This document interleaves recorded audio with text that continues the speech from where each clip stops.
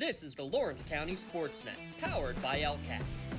Gold heading back to Lawrence County. Your home for the County of Champions. Can you say 3P? Union Scotties, WPIAL champions. The New Shannock Lancers are PIAA Class 2A state champions once again. Swing and a miss. The Union Scotties. It's double gold for the County of Champions. Wilmington, your District 10 1A champ. Makes the catch. That will do it. Mohawk, back to back. Go celebrate. The top local athletes and the top sports moments all featured here, live or archived at lcsportsnet.com. There he is. Left corner for three. He's the now all-time leading scorer. Palmer McKay makes the catch. Somehow the adjustment, and he is going to take it to the house. Francis Monitis works through Rinson. Has a chance. Score! Off the tip of the glove of the first baseman, Benedict. Actually recovered. And did they get her? They did! He has wide open. Dave McKnight gets the touchdown. Featuring over 100 broadcasts of county events in over a dozen sports. Your voice for Lawrence County sports. The gold ball headed home to Newcastle. This is the Lawrence County SportsNet.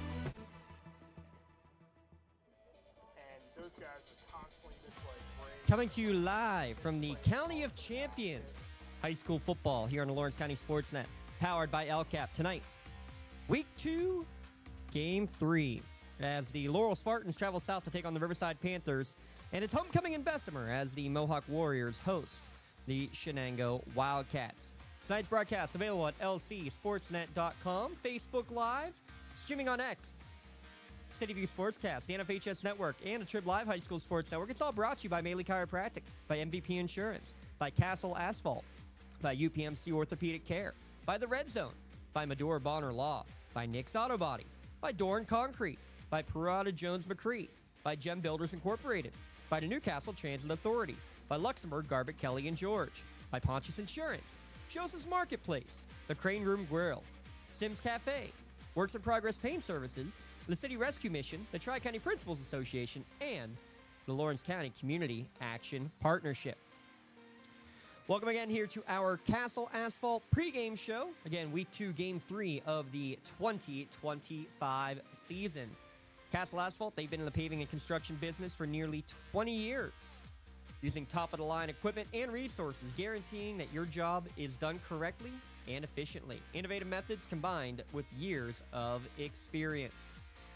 6 games on tap for tonight. Final week before we get into conference games officially beginning next week here in Lawrence County. I'm James Dotson. We'll send you out to kickoff here at the top of the hour. But first, let's kick off our preview show with the county matchup going on tonight in Bessemer. Homecoming as the Mohawk Warriors host the Shenango Wildcats. Both teams looking to make a bounce back after a rough offensive outputs last week in county losses. Mohawk, they went right down the field to start the game last week on their opening possession, but ended up giving up 36 unanswered in their loss to Laurel, 36-6.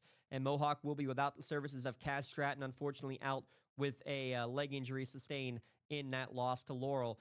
Looking for guys like Joey Nail to pick up the slot, and younger brother Lucas Stratton as well running the ball in that offense for sure. Shenango, on the other hand, could not get anything going offensively last week in Elwood City, or at home against Elwood City. 21-0 the loss, only 43 yards of offense in that game. Quarterback Nico DeSalvo does have 8 career rushing touchdowns, hoping to see him and that Cats offense get something rolling here a little better tonight against the Warriors. This game last year, well, like many games across Western PA, it was canceled due to storms in the area. Luckily, weather looks pretty good for tonight. I'll be joining Lee Moan in Bessemer in about 25 minutes' time for the call of that one for the Cats and the Warriors. This is the second longest second longest rivalry in terms of most games played is the Warriors and the Shenango Wildcats.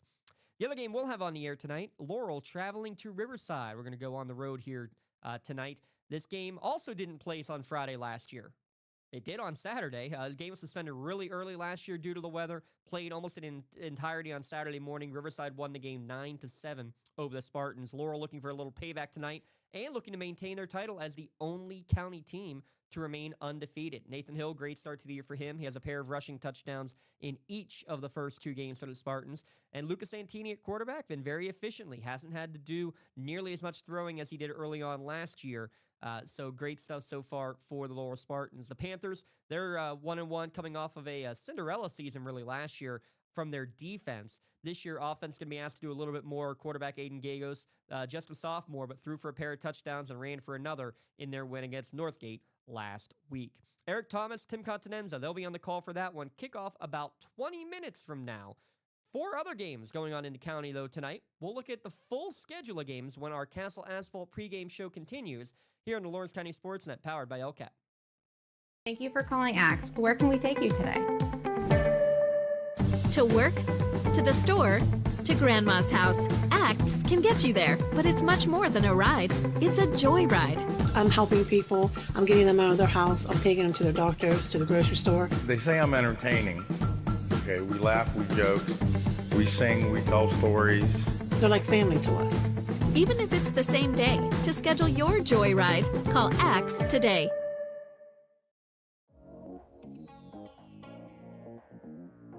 Calling all sports fans. Never miss a moment with real-time alerts, keeping you in the loop when your favorite teams are playing. Get instant updates sent straight to your phone with game schedules, changes, and all the latest news. You can receive important updates and reminders, so you're always prepared for game time. Be the first to cheer on your local teams and show your support. Receive important updates and reminders, so you're always prepared for the game. Signing up is quick and easy. Don't miss out. Sign up now and stay connected to the action. Plus, follow us on social media for live updates, behind-the-scenes content, and community news. Just like going to the doctor, our homes need a checkup too. If your home is not properly weatherized, you could be at risk for symptoms that cause unhealthy ailments and higher utility bills. The Weatherization Assistance Program is the key to reducing utility costs and increasing comfort in your home. Services include an in-home energy audit to inspect your furnace and hot water tank, check for air sealing around windows and doors, and ensure adequate insulation and ventilation. Learn more at lcap.org or call the Department of Healthy Homes to get your checkup today.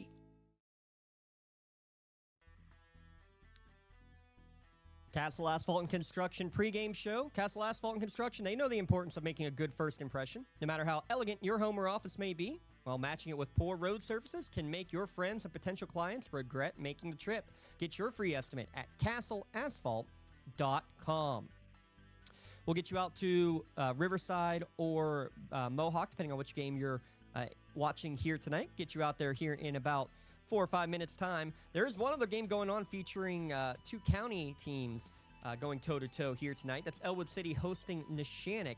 Both games lost their opener, but then won convincingly last week to go to 1-1. Tyler Smiley, 2 touchdowns last week throwing. Richard Curtin ran for the final one in a 21-0 Elwood win last week over Shenango. And Gino Mazzocca for Neshannock, he accounted for 4 touchdowns last week in Neshannock's win, 42-6 over Union. Anthony Aiken, by the way, scored a touchdown, also intercepted 3 passes on defense. He was our MVP in that game for the Neshannock Lancers. You can watch that game, Elwood and Neshannock, at Helling Stadium.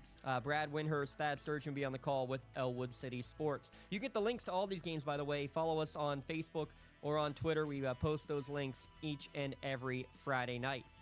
Union in non-conference play will be taking on fellow 2A school and ranked 2A school Washington in non-conference play. Young Scotty's team really struggled to sustain any offense in their opener last week. In fact, it was Armonte Booker, the freshman, getting a kick return touchdown late as the only points against Neshannock. Won't get any easier again against a ranked Washington team. You're going to hear the name Tristan Reed a lot. He'll play wide receiver next year at Miami of Ohio, but he's the quarterback for the Little Prexies, who are 1-1 coming off of a loss to Steel Valley. And unfortunately for Union, one of the biggest numbers they've had in terms of roster size, but down at least 4 players with injury who started in week 1. You can watch that game tonight on the Union Scotties Huddle and YouTube pages. In District 10, Wilmington is traveling to Northern Bedford County. I almost said Northern Bradford County. No, not who Union played in the softball state championship. Northern Bedford County is where the Hounds will travel. 3 straight road games for Wilmington Hounds came up short last week in a non-region battle against Hubbard, 28-21. Chase Mitcheltree's been solid so far, over the century mark each of the first 2 games of the year, a touchdown in each of those games. Northern Bedford, also a very run-heavy offense, similar to Wilmington. They'll have their running back, Ben Clark. He's their workhorse, 27 carries a week ago with a touchdown and over 100 yards as well in a close victory. You can watch that game on the NFHS network. You can also watch the Newcastle game as they travel to Highlands. That's also on the NFHS network. Both the Canes and the Rams are 1-1, looking to rebound off of defeats in week 1. The Canes fell behind early in a 31-6 loss to Hopewell last week. Kai Cox getting his first career touchdown reception on a 63-yarder from Marino Graham for the lone Newcastle score of the game. As for Highlands, their running back Tevin Owen Krattensburg had 3 touchdowns in the first 2 games of the season so far, and their quarterback Jamarcus Prager 250 yards of passing in the opener alone. You can watch that game again on the NFHS network.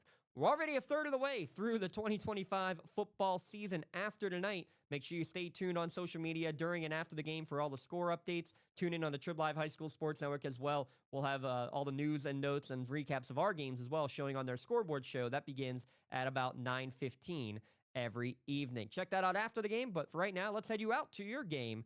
Get you out to the broadcast booth. Enjoy the game you're watching tonight on the Lawrence County SportsNet, powered by LCAP.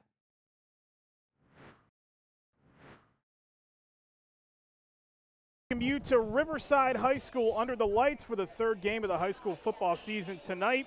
It's a showdown between undefeated Laurel at 2-0 taking on the 1-1 Riverside Panthers. Eric Thomas and Tim Continenza with you here tonight.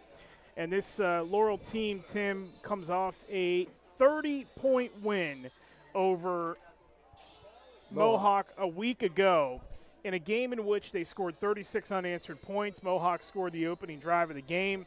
Laurel went right down the field after that, tied the thing up, took the lead. They never looked back at that point. This team has scored 43 and 36 points in their 2 respective games. They've looked good. We haven't really seen a total performance from them and haven't had to yet. And tonight they go on the road for the 2nd time in 3 weeks against what could be a pretty good opponent for them to size up against here in week 3. Yeah, I mean, when you look at Riverside and what they have achieved, obviously they took on Hopewell, and Hopewell being Hopewell this year, there wasn't much of a contest. But then came Northgate, and in a very tight game, they were able to come away with a 6-point victory and a high-scoring game, 36-30. But, you know, when you look at tonight, what Laurel has done offensively is just really impressive. They put up 79 points in 2 games. And in a situation, I think more importantly, they've only given up 20 points. And you're talking about an Elwood City team, you know, who was undefeated last year. They opened up against, and then Mohawk, really giving them fits, especially in the second half, really taking control of that game. So it should be an interesting match on this grass field here in Pantherland, and let's see what happens. Laurel is looking for its best start through 3 games since 2022 when they started 2-1. They won 8 straight after that, and then in 21 they actually started 3-0. They went 11-0 before they lost to Sarah Catholic in the WPIAL tournament. Spartans are also ranked in the Penn Live Harrisburg Patriot News top 10 in single A for the first time since November 8th of 2022. They are ranked 10th also in the Trib Live's small school power rankings. So they're starting to make some noise here. And there's a look at the standings in the Big 7 right now, with Laurel sitting on top at 2-0, the only undefeated team in the Big 7. And then you have the AA MAC division with Riverside at 1-1, and everybody jockeying for position there with New Brighton and Western Beaver, whose defense has been fantastic in the first couple of games of the season. And a lot of teams are going to be looking up at them all year long, with Western Beaver and their defense. Kind of surprising because they lose their quarterback, but Riverside sitting right in the middle of the pack now with all those 1-1 teams, including Mohawk, who they will meet down the line this season. This series, let's take a look at the series history between these 2 teams, and it is really not a lot to write home about, but your series history brought to you by Axe, and there is a look at it. 29th meeting all time. Riverside leads the series 17-11, and Laurel has won the last 2, and they've won the last 2 pretty convincingly by a combined score of 89-13. But before that, they didn't play in 19 or 18, and then Riverside clipped Laurel 35-0 and 24-7 in 2017 and 16. Then you got to go all the way back to 2010, a 21-0 win by Riverside. And that's pretty much the only history between these two sides up until last season, a game in which Riverside won on a last-second missed field goal by Tony Geiwitz, who from 21 yards as the clock expired, hooked one, and Laurel had 2 chances in the fourth quarter in the final 9 minutes to take the lead in that game, and they missed 2 field goals, one by Maya Jarrett, and then Geiwitz later on after Riverside turned the ball over on downs with 2.5 minutes to go in the game, and then Geiwitz missed the 21-yard field goal. So the Spartans are looking for some payback here tonight on the Panthers' home turf. It is a good night here. It's cloudy, a little breezy here tonight. We're nestled in between a couple of holes on the country club side here in the area, and it should be a good night. There is no rain in the forecast here tonight. A little bit of drops about 20 minutes ago, but otherwise it'll be good weather here. And that's your Axe Series notes tonight. Axe is here to get you there. Lawrence County's door-to-door transportation service is open to the public. Axe takes people to work, play, and anywhere else they want to go. Call 724-652-5588 for more information. There is your look at the forecast here in Elwood City tonight. 76 degrees, humidity at 48%, northwest winds at 8 miles an hour, and there is the forecast for light rain, but it's not expected to be anything that really dampers this game here tonight. We expect pretty good weather. Now, tomorrow is a different story, so it's a good thing this game, especially being on grass surface, is going to get in here tonight. But this should be a pretty good test. This Laurel team hasn't really been tested in their first 2 games outside the first 6 minutes of last Friday's game against Mohawk. We'll see if Riverside can do it here. This Riverside team has been a little Jekyll and Hyde. They won last week by 6 on the road. Were blown out by Hopewell in their first game, lost 56-0. So we'll see what Riverside team shows up here tonight. If it's the one that played last week, Laurel's going to be in for a 48-minute fight. Yeah, and I figured being at home, it should give them a little extra advantage, as you know they're used to playing on the grass and playing at home, and this is something that they've been building on to try to build this program back up the last few years, and this is an opportunity for them to make a statement, taking on the Spartans, who are coming at 2-0, who's right now showing the ability to put the ball in the end zone, scoring close to 40 points per ball game. Certainly will. We'll take a look now at our impact players you can trust, brought to you by Nick's Auto Body. Nobody does it better than Nick's Auto Body. Collision repair, paint, and detailing, full-service mechanical interior cleaning, making your car look as good as new. Nick's Auto Body. Trust your body in our hands. Impact players tonight. Tony Geiwitz had a big game last week, and he showed that he can boot it from distance too. Had that big 39-yard field goal for the Spartans, and he has been a big cog in this team. 2 interceptions defensively on the season as well. He has been very good for this team so far. And Hunter Garcia, 6 receptions, 151 yards. Let's listen in on tonight's national anthem here before we kick things off tonight from Riverside High School.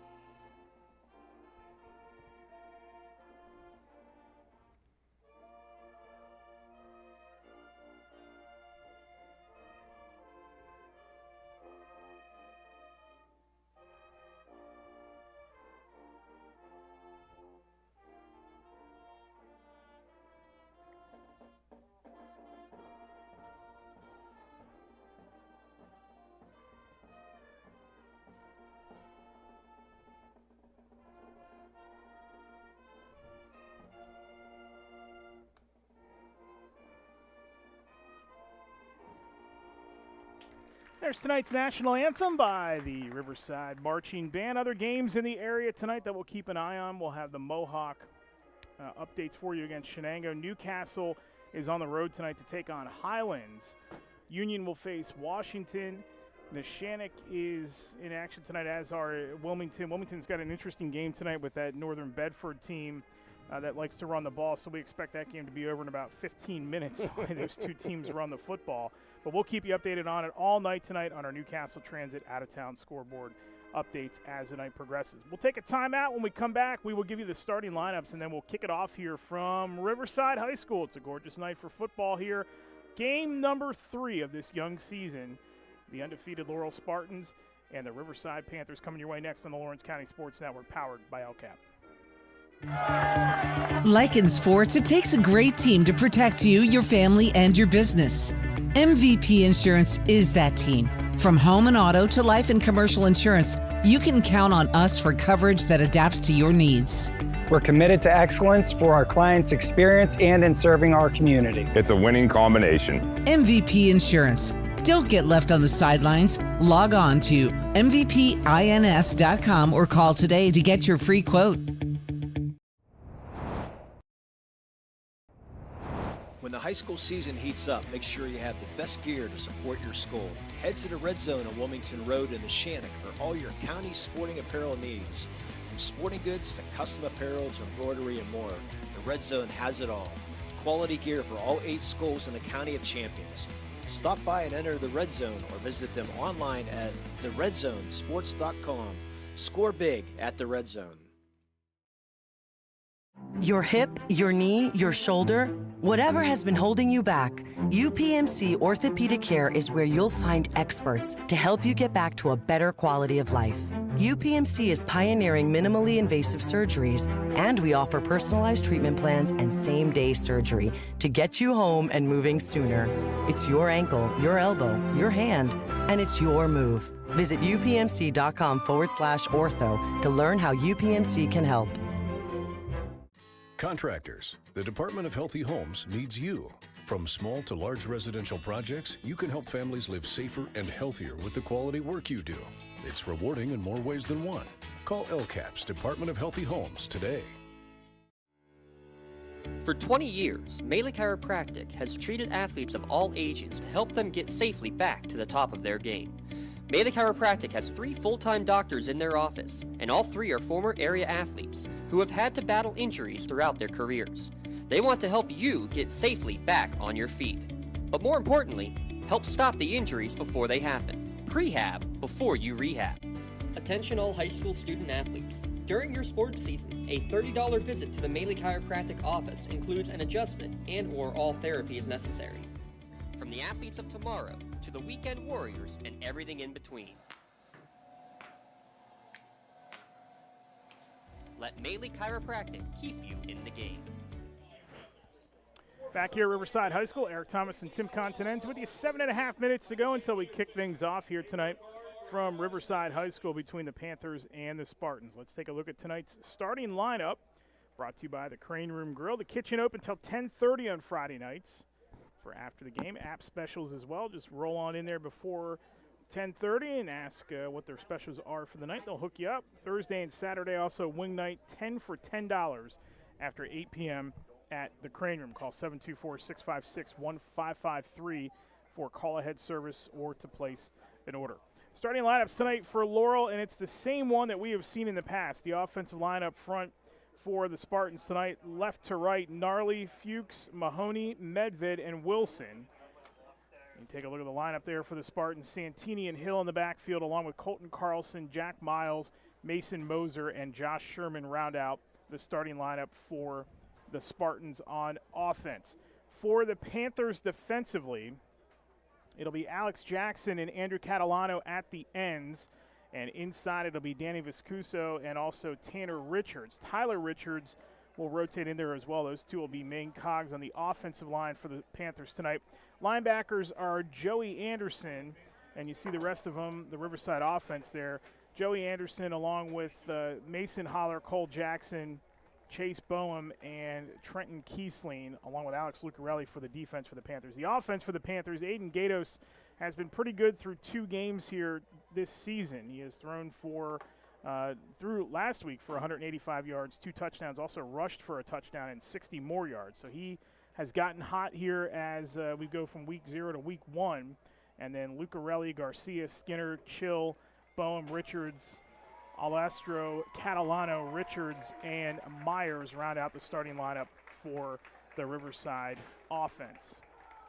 As Riverside will take the field. These two teams going to wear opposite colors here tonight. It's more of a Kelly green for Riverside. So if you're watching tonight, make sure you keep that in mind. They will be in the all-green home uniforms, and Laurel will have the white tops on with the dark green pants. So alternating colors here tonight. Of course, Riverside just won the state baseball championship in the spring, so it's been a hotbed of sports here.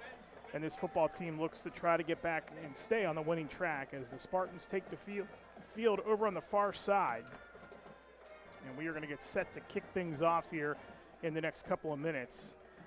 What do you expect to see, and what do you want to see, maybe is a better question for this Laurel team here tonight. It's been 2 explosive performances, but outside of one Colton Carlson performance against Elwood City, it's not been the jaw-dropping numbers. No, it but hasn't. Man, they are just balanced across the board and hurt you I in so think many that ways. you hit it on the nail. They're just balanced. I mean, you look at Lucas Santini and what he's done. He's 13 of 23 passing in 2 games for 232 yards. You know, a couple touchdowns. He has a pick as long as 53. You know, he's just solid, and that's what you want. You're seeing the growth, I think, of him as he gets more starts under his belt, as he continues to grow in this offense. And I really think more than anything is you got to look at the running backs and see what they're doing. Obviously, you look at Colton Carlson, what he has done, and he got 130 yards in 2 games, and then you look at the halfback and what he has brought in. They have Nathan Hill. Yeah, Hill coming across with 63 yards. You know, that's the thing. I mean, he's 20 carries. I think we're going to see if he can break out, maybe become more of a factor than just 2-3 yards a carry, and then see what can transpire there. But I really do. I think the offensive line is key for them. The front 7 defensively for Riverside is going to be challenged here tonight, and let's see how they handle that, as this offense is known to put points on the scoreboard and can do it quickly. Yeah, Nathan Hill, his workload has increased in the 2 game series, up to 20 carries. Had just 6 in the opener and then had a handful last week, and he has scored 4 rushing touchdowns on the season so far. So while he hasn't had the yardage yet, his touchdown production is right where it should be for 2 games, and he has played very well in what has been a comeback season for him off that knee injury. And you mentioned the running game for the Spartans, too. How about 5.2 yards a carry against Elwood, and then Mohawk 4.4 yards a carry, 7 rushing touchdowns total in the first 2 games for the Spartans. They have won the toss and deferred, so Riverside will be on offense first tonight on their home field. Good crowd across the way from Laurel. They brought the band here tonight, and it's a good crowd below us here as well as they start to finish out the ends to our right and left. Lights are on. Beautiful backdrop here at Riverside. Some houses out to the far side protected by trees. We got the country club right behind us. Gorgeous drive on the way in tonight through Zelienople and back by Old Stonewall. It's been a fun first couple weeks, and it's a great setting here for week number 3 or game number 3 of this high school football season. Yeah, it's good to see a natural turf. We don't get a lot of those anymore. You see more and more schools go to the field turf scenario in all sport venues, and now, you know, here in Riverside, you got the natural turf. So, kind of all throwback to old-time football here at Riverside. It's been some old-time football for this Union, or for this Laurel team that undefeated, and they are trying to stay that way and go 3-0 for the first time in a couple of seasons. So they will kick it away, and it'll be Riverside on offense first here tonight. There's a good look at Tony Geiwitz, who had the big foot last week in that field goal right before the half, 39 yards, showing that he can certainly boom it, and that is a weapon that Laurel is pleased to have on its side here this season, as Geiwitz has got it teed up, the run up, and we are underway from Riverside High School. It's an end over end that will one hop and taken at the 5-yard line, coming across the 20, and it's popped there, but getting away from it and breaking to the outside is Holler, and he is going to be shy of the 20 by about a half yard. So the 19 is where Riverside will start, first down and 10. And again, it's Gatos and Holler in the backfield. Holler had 128 yards against Hopewell in that blowout, but then came back last week with 88 and 2 rushing touchdowns. So he is off to a good start himself as well, and he'll be one of the feature guys in this Riverside offense here tonight. Guywood's out of the shotgun, or Gatos out of the shotgun, looks, going to take off, nothing there, and there's nothing up the middle as that Laurel defensive front is in there in a hurry. Big Casey Wilson is in there on the stop, and this defensive line setting a tempo early, and they have done so all season long for this Laurel Spartans defense. Going to be a loss of 5 for Gatos, and that'll bring up 2nd and 15. This defensive front, last year 35 tackles for loss, 11 sacks. So far in 25, 6 tackles for loss and 2 sacks. So they have been picking up right where they left off. Gatos turns and hands off. Holler crunched as he gets back towards the 15-yard line. There is nowhere to go in the middle of that defense as Tyler Fuchs and Kevin Mahoney converge for the stop.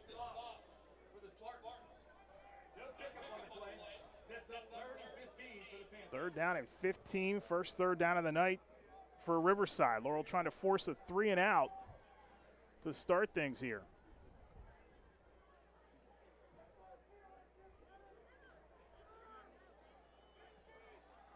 From their own 14-yard line, Gatos will spread it out, empty set. Spins the ball, fires, far side, in and out of their hands, and juggled and caught over the 35 for a first down. A beautiful adjustment, and the catch made by Evan Skinner for the first down. Take a look at the replay. Yeah, look at that. It's perfect pass right down the middle, a little high. He juggles it, goes down to his back, and comes down with the ball right around the 37-yard line. Guywood's had his hands on it, too, for a potential interception and couldn't pull it in. 23-yard gain on 3rd and long. They go back to Holler. Dancing around, and he's going to pick up a couple that time, as once again Kevin Mahoney has the stop. That is a heck of a third down conversion early in this game. Holler maybe got one. Or Holler maybe got one. 2nd down and 8 officially, so a gain of 2 that time for Holler. As Gatos going to try to run it again. There is nothing there. Ball squirts loose. It is picked up by Guyewitz, and he is going to be tackled at the 20-yard line. And there is Tony Guyewitz once again coming through with the big turnover. Here's the Madure Bonner Law change in possession. Online, or rather your local law firm, Madure Bonner Law. There's the scoop there by Guyewitz, and Laurel is in great starting field position here after the turnover. Man, 2 interceptions a week ago, and then the fumble recovery here tonight. That possession, change in possession at MadureBonnerLaw.com, your community firm with a personal connection and individualized service.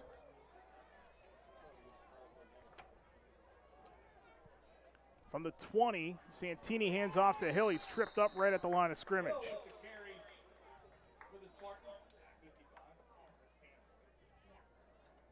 And it was a great defensive stand there for Laurel as they were able to cause that turnover and get field position out, knocking on the door of the red zone. No gain that time for Hill. They are in the red zone. Make sure you take time to visit the red zone on Wilmington Road in Newcastle. All your local sporting apparel needs. You want it, they can do it for you at the red zone. As Santini the snap, going to throw it. Catch is made by Carlson, sidesteps the defender, dives and somersaults his way into the end zone for the touchdown. A 20-yard touchdown run, or touchdown reception by Colton Carlson. And with 8:58 to go in the first quarter, Laurel is on the board.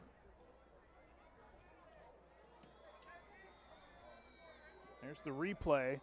Good throw by Santini, and look at Carlson with the athletic move at the end to just barrel his way and end over end in the end zone. He made a great move inside, and once he got inside, it was just a foot race to the end zone as Carlson took that slant and went right in for that touchdown reception. Maya Jarrett's point after is up, and it is good. So with 8:58 to go in the opening quarter, it's Laurel who strikes first.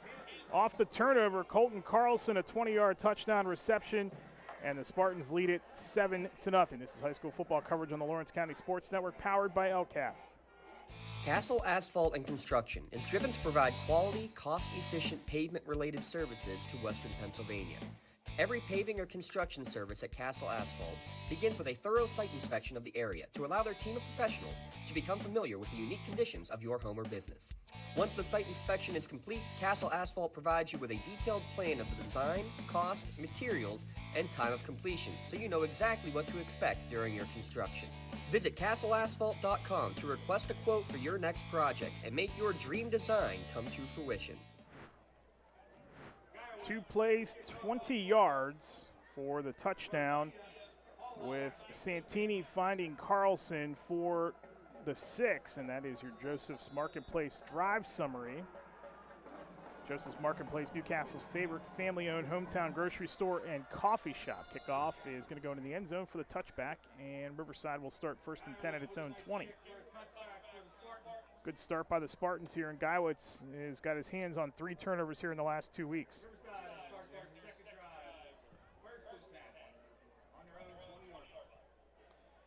And right now they got to put that turnover out of their minds and get right back into it. They advanced the ball, throwing it early on in the down. Let's see if they go back to the passing game here and try to set up their running game, because they haven't had real success yet running the ball here.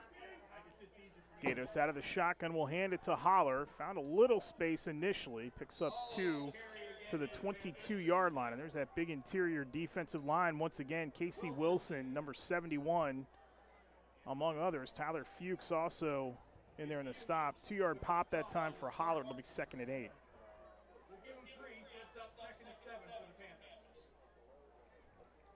We'll actually give him 3 yards. A little forward progress there at the tail end of the run, so it's 2nd and 7.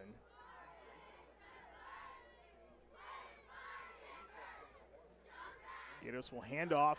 Holler dancing around again, and that penetration by that Laurel defensive front really clogging up the lanes early. Carlson, Wilson, and also Medved are in there for the stop. Yeah, that defensive line getting penetration, not allowing any advancement of the ball. And it'll bring up 3rd down and 8. And lost 1 that time for Holler. They really would love to get him going running the football, but it's going to be tough tonight against that front by Laurel. 3rd down and 8 from the 22. Gatos looks, fires, near side, catch made, connection is there, but so is Jackson McVicker for Laurel, and that's going to be another 3 and out, or a 3 and out for this Laurel defense as McVicker comes up with a big stick. Yeah, very small gain, if any. It'll bring up 4th down. And great field position again here for this Laurel special teams. They'll send a single safety back, standing around the 40-yard line. Officially no gain on that catch by Boehm. Laurel punts it away. Good end over end. And slipping is Geiwitz, and that's going to take a big Riverside bounce all the way back to the Laurel 30-yard line. And that is where it is down by Hunter Garcia.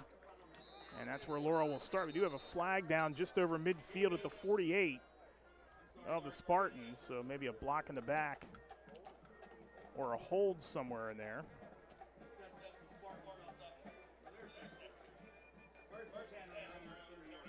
Referees will discuss, and we'll get some movement here after the penalty as they're backing up here. First drive of the night for Laurel, short one, 20 yards, and Colton Carlson gave him a 7-0 lead about a minute ago. It is a personal foul, a blindside block on the Spartans, so they're going to mark that off from the 30. It's going to take him back to the 15, where Laurel's going to start 1st and 10.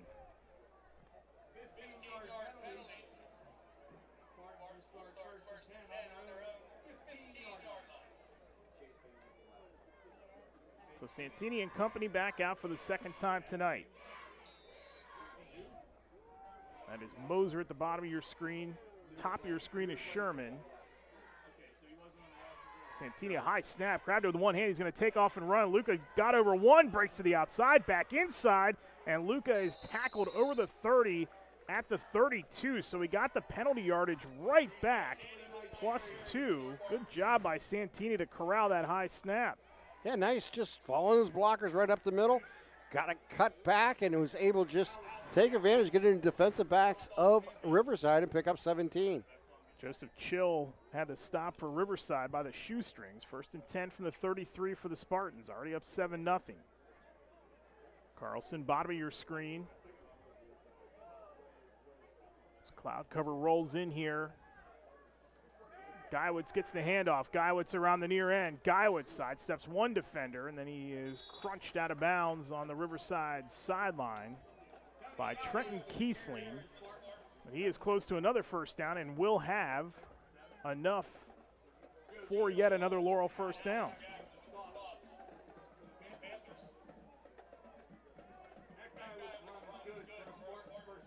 Good job by Guyowitz there. He is really becoming a main piece for this offense, and he's doing it defensively too. He is having himself a heck of a start to the season. 1st and 10 Laurel, 6 and change to go here in the first quarter. Santini hands off. Hill up the middle, slipped, and he is taken down just shy of the 50. But a good run for Nathan Hill. His second carry of the night is going to be good for a gain of 4. Chill had to stop once again for Riverside, and that'll bring up 2nd down. Yeah, Hill doing a nice job just, again, letting that offensive line make the moves, giving him room to run, and just powering his way up to get a few extra yards and set up a 2nd down and medium here for the Spartans. 2nd down, 6 for Laurel. Already up 7-0 as we come up on 5:50 to go in the opening quarter. Santini, handoff, Hill, big opening, but there's a flag down. Nathan Hill's best run of the season, as he is going to be taken down out of bounds at the 25, is probably going to come back. Trenton Kiesling had the stop out of bounds, but this flag was thrown in the area of holding. There's a good look at it, and that'll probably negate what was Hill's best run of the year so far. And there is the call. A little too much there. Oh, yeah, right on the edge. What a good run by Hill. I mean, he's showing that he is rounding into form here after not playing all of last season with a knee injury.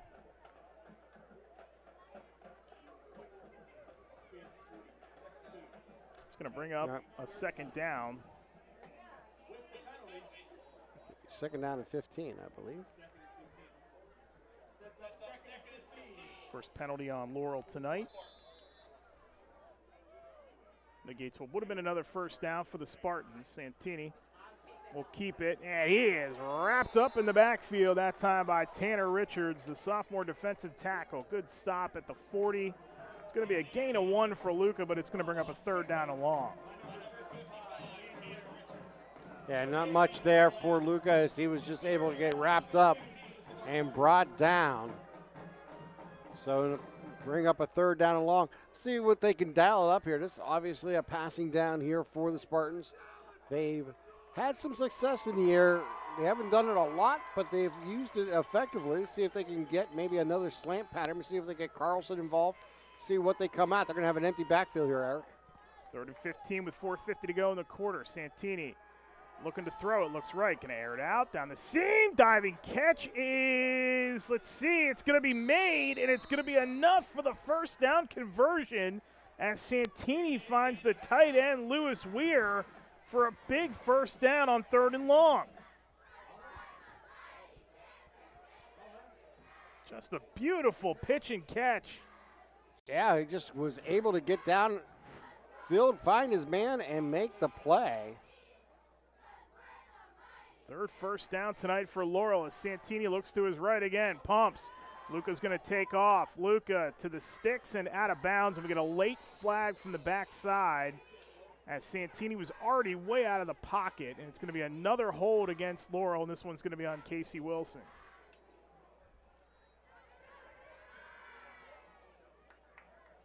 Yeah, Santini was practically at the sideline when the flag came out, and Wilson turned and looked at the official and kind of gave him the shoulder shrug, but that is going to put him back another 10 yards. Second penalty on this drive against Laurel with 4:21 to go, so it'll be 1st and 20.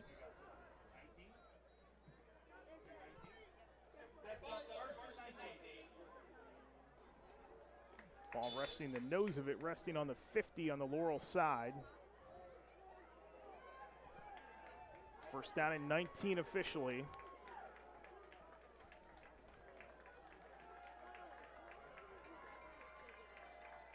Santini will hand it off. Miles sweeping around the near end. Miles with a block. Oh, he ducked his head, and there it is, Kiesling again. He had room to the outside, but he ducked his head, went inside, and ended up with a nice game, but he definitely had an opportunity to go outside to his left and make it a little bit more, maybe get closer to the first down sticks. Instead, they're going to be about 12 yards short.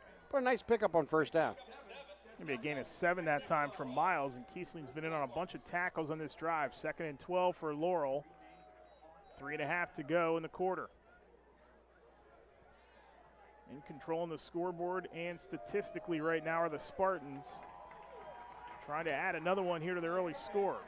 Hand off, nope, Santini kept it, pressure coming, Lucas scrambles, throws off his back foot down the field. Man wide open. Miles, who made a diving effort but couldn't come up with it, and it's going to bring up 3rd down. Yeah, Miles made a nice break outside to his left as he was going downfield.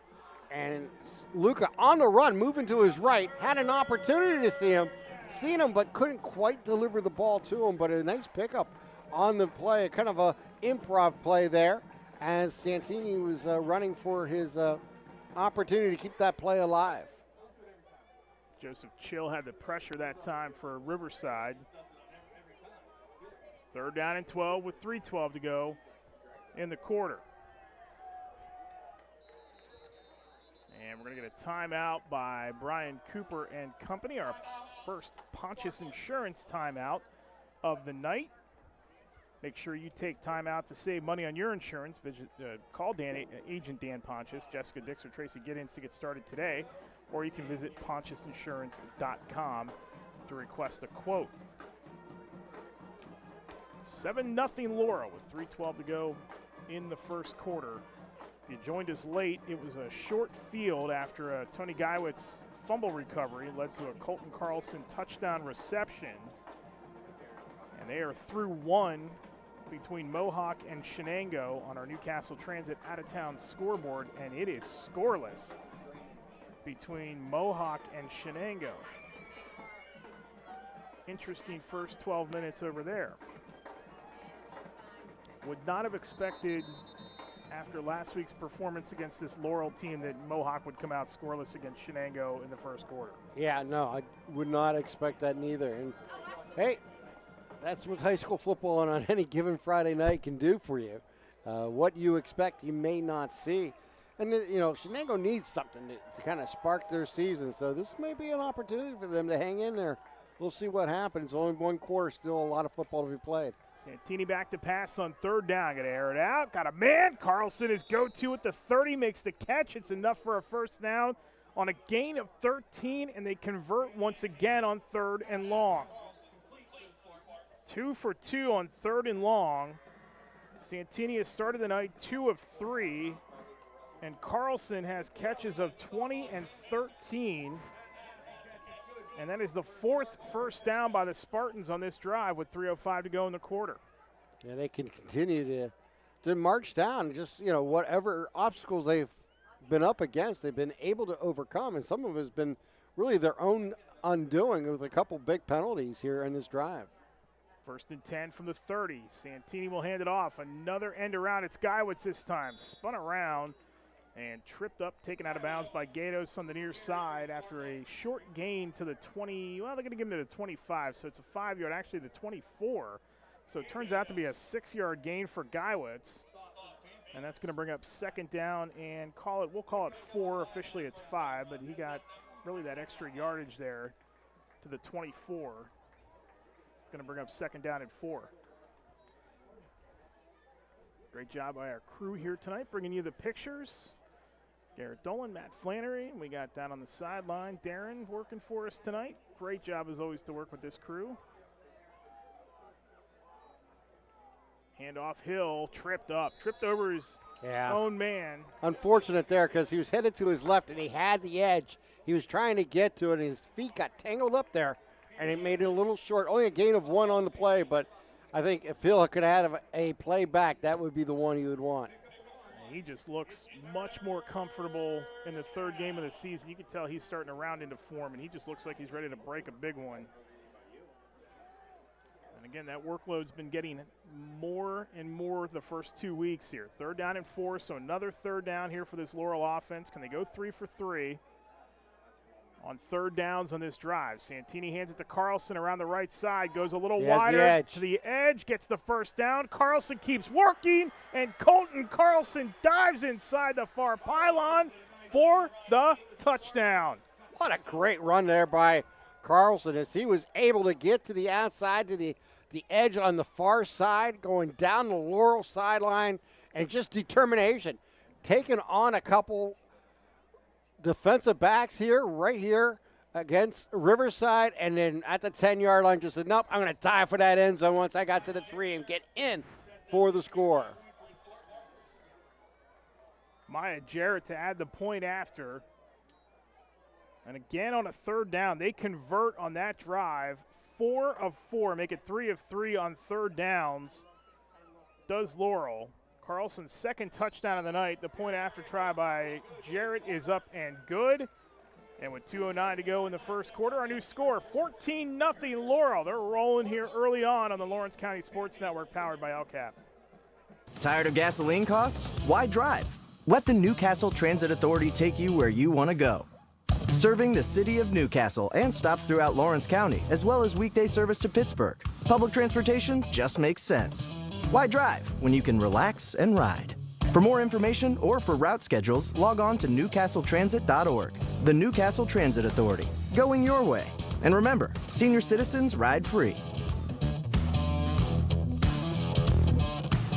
Tonight, someone is cold, hungry, and forgotten. At City Rescue Mission, we're more than a shelter. We're a bright beacon of light in our community, serving those in need to make our community stronger and healthier. We offer real help and real hope, and that hope is Jesus. We serve him by serving others in love, grace, mercy, and compassion. But we can't do it without you. Be the reason someone's story is rewritten in Christ. Give today at cityrescuemission.org. 10 plays, 85 yards in 5 minutes and 30 seconds for the Laurel Spartans as they go up 14-0. And that is your Joseph's Marketplace Drive summary. Check out the cafe and bakery section at their Shenley Square Plaza location, or grab a drink and a snack at Jameson or the Grove City outlets. Kickoff is fielded by Garcia, and he is swarmed at the 15-yard line. And it is, as the great Yogi Berra once said, getting late early for this Riverside team here tonight. Unfortunately, that was a scenario there on that kickoff where they just couldn't advance it beyond much than a 15-yard return. Took it at the goal line and advanced it just past the 15-yard line. But important drive here for Riverside. The Panthers got to put some 1st downs together. Can't look at the scoreboard. You got to pay attention to what you got to do. You got 2 minutes left here in this quarter. Plenty of time left in this game if you make plays like that. And there is the other running back, Alex Lucarelli, with his 1st carry of the night. A good gain across the 20 to the 23. We'll give him the 22, actually, for a gain of 6. That is his 1st carry. Yeah, you're right. I mean, they're still very much in this game. It's only 14-0. I mean, it seems the way Laurel's played here early insurmountable. Right. But, you know, 1 touchdown drive and Riverside's in it. They throw it, catch made right up the near hash, and across the 40, and getting the 1st down is going to be Chase Bohm, as he is going to be swarmed there, tackled by a couple of Spartans. Good throw here by Gatos. There's a great look at it. Pass of 18 yards, 19 yards on the reception. 2nd 1st down for Riverside here tonight. As Gatos will keeps it, throws out to the far side. Catch made by Garcia, trying to get to the outside. They're all over him. And there is Josh Sherman who makes the stop over on the far side. And we do have a flag down on the far side.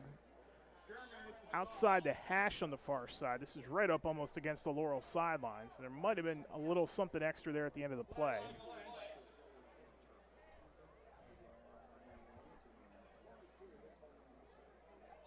It's a block in the back on Riverside. So that's going to negate the short gain. It was only a 2-yard gain that time.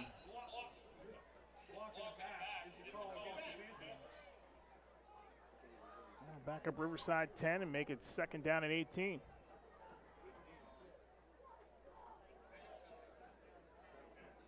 Yeah, difficult scenario there. They hate to go backwards after getting that big play previously and getting out across the 40-yard line. And even that one was a gain of about 4 on the play. So to get all the way back down to your own 32-yard line, you just got to take it one play at a time. 1st down and 20, but just got to look to make some plays here if you're the Panthers. Gatos hands it off. It's Holler, big head of steam, and he's upended as he gets right near the original line of scrimmage. Good run that time by Holler, his best of the night so far. But it's going to be short of the 1st down. They're still going to have about a 3rd and 10, or 2nd and 10, I beg your pardon. So Holler got the penalty yardage back.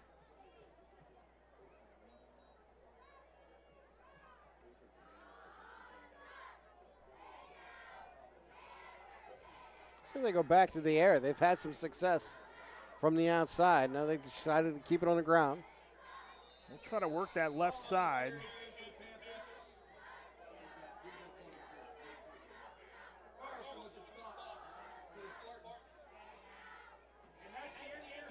And that is going to be the end of one. So 2 touchdown drives by Laurel, capped by Colton Carlson. And Laurel leads it 14-0. We'll switch ends and come back for the 2nd quarter. You're watching high school football coverage on the Lawrence County Sports Network, powered by LCAP. At Medore Bonner Law, we're more than just attorneys. We're your community partners. With a combined experience that spans decades, attorneys Jason Medore, Michael Bonner, and Greg Rossitelli are your trusted advisors for all legal matters. From personal injury to estate planning, business law to family disputes, we are here to guide you through every step of the legal process. Our full-service, community-based approach ensures that you're not just a client, but a valued member of our family. Give us a call or visit us online at MedoreBonnerLaw.com for more information. When it comes to protecting those you love, the businesses you've built, or the things you've earned, you need someone you can trust. Who better to protect your interests than a local insurance agent?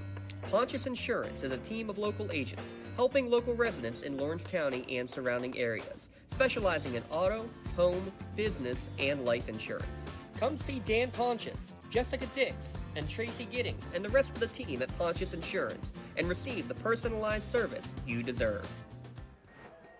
Alongside Tim Continenza, Eric Thomas with you here at Riverside High School as Laurel leads it 14-0. We begin the 2nd quarter here.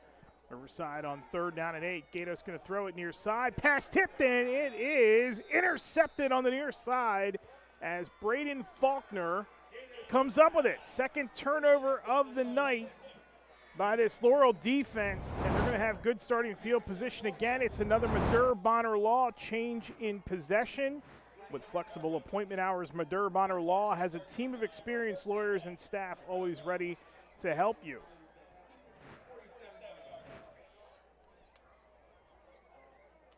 So the Spartans will take back over after the 2nd turnover here tonight. Out-of-town scoreboard update brought to you by the Newcastle Transit Authority. End of the 1st quarter, Washington leads Union 7-6. It is a scoreless contest between Elwood City and Neshannock at the end of one. Mohawk and Shenango went to the 2nd. They were scoreless. As Hill gets a big head of steam, and Nathan Hill barrels his way across the 45 to the 44-yard line. Close to a 1st down, about a yard shy, and 9-yard gain for Hill.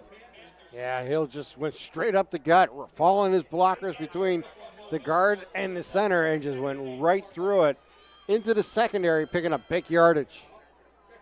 2nd down and 2 officially for Laurel.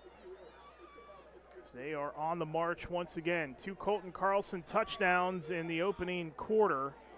23-yard reception and a 20-yard reception and a 23-yard run by Carlson, the 2 scores here tonight. Santini on second down, going to air it out. Look at the man. Got Carlson, a lot of hand checking on the way down with Kiesling, and that one falls incomplete. Yeah, he kind of checked up there, the receiver, as he was looking at the pass, trying to gauge where it was going to be, and unfortunately got ahead of him and couldn't catch back up with it. Falls incomplete, brings up third down and short. But I love that. On second down and 2, go long, take a shot at the end zone, see what can happen. You may get a penalty call. You may make the big play. There's a lot of positive to try to stretch a defense. Be third down and 2. Remember, Laurel converted all 3 third downs on the last drive. They are 3 for 3 on third down tonight. This a very short one. First 2 were long. So they go 3rd and 2 here from the 45. The handoff and getting the first down. Nice little slip move through traffic was J.J. McBride, his first touch of the night. And it's going to be another third down conversion and another first down for Laurel with 10:56 to go until recess. Yeah, they keep just bringing in the different backs and continue to pound the ball and being able to make plays and pick up first downs. It's McBride, Faulkner, Carlson. They're going to hand it off again to Hill, and another excellent run by Nathan Hill. He's going to get 8 that time. And he is running very well here in this first half. He certainly is. They're starting to see exactly what he can be for this team as they move forward.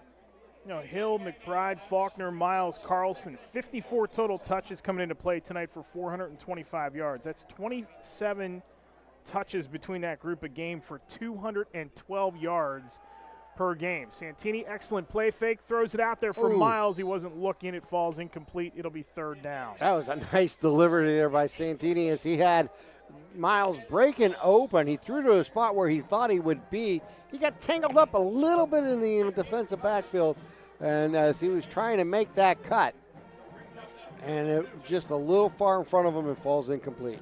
So here's another third down for Laurel. They are perfect on this down tonight.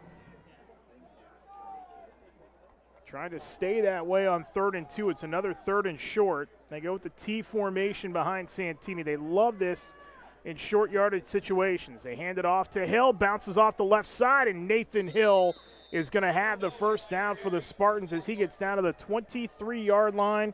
They needed 2. He got 5 more, and it's now 5 for 5 on third down for Laurel. Yeah, Laurel's just been able to really control the atmosphere here tonight with the rushing game and the timeout taken here.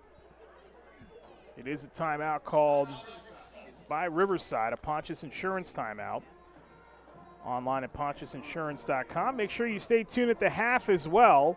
We'll give you our scoring recap brought to you by Creative Edge, and then also coming up after the game on the Tri-County Principals Association post-game show, we'll hand out our Maley Chiropractic Play of the Game Award and also our MVP Insurance MVP of the Game Award. That all comes your way at halftime and the post-game show, respectively.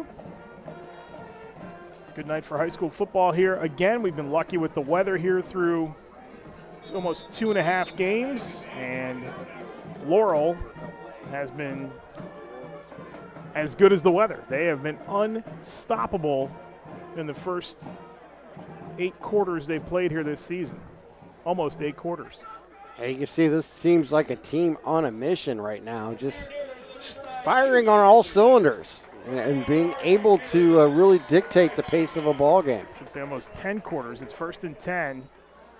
Hand off to Hill once again. Nathan Hill moved to the outside towards the sticks, and he might have enough for another Laurel first down, and he will on a gain of 10.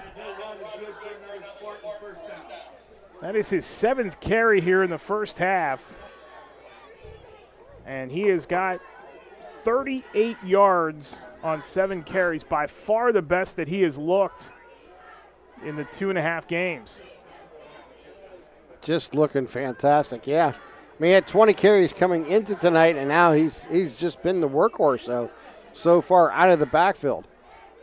Doing everything that's necessary for them to be successful. High snap, Hill, and he couldn't keep his feet, but he got inside the 10, down to the 9. 4 more for Nathan Hill. As Laurel is in the red zone, make sure you check out the red zone on Wilmington Road in Newcastle. All your local sporting good apparel needs. You know, we haven't seen Carlson at all run the ball here in this series, but it's been featuring Hill.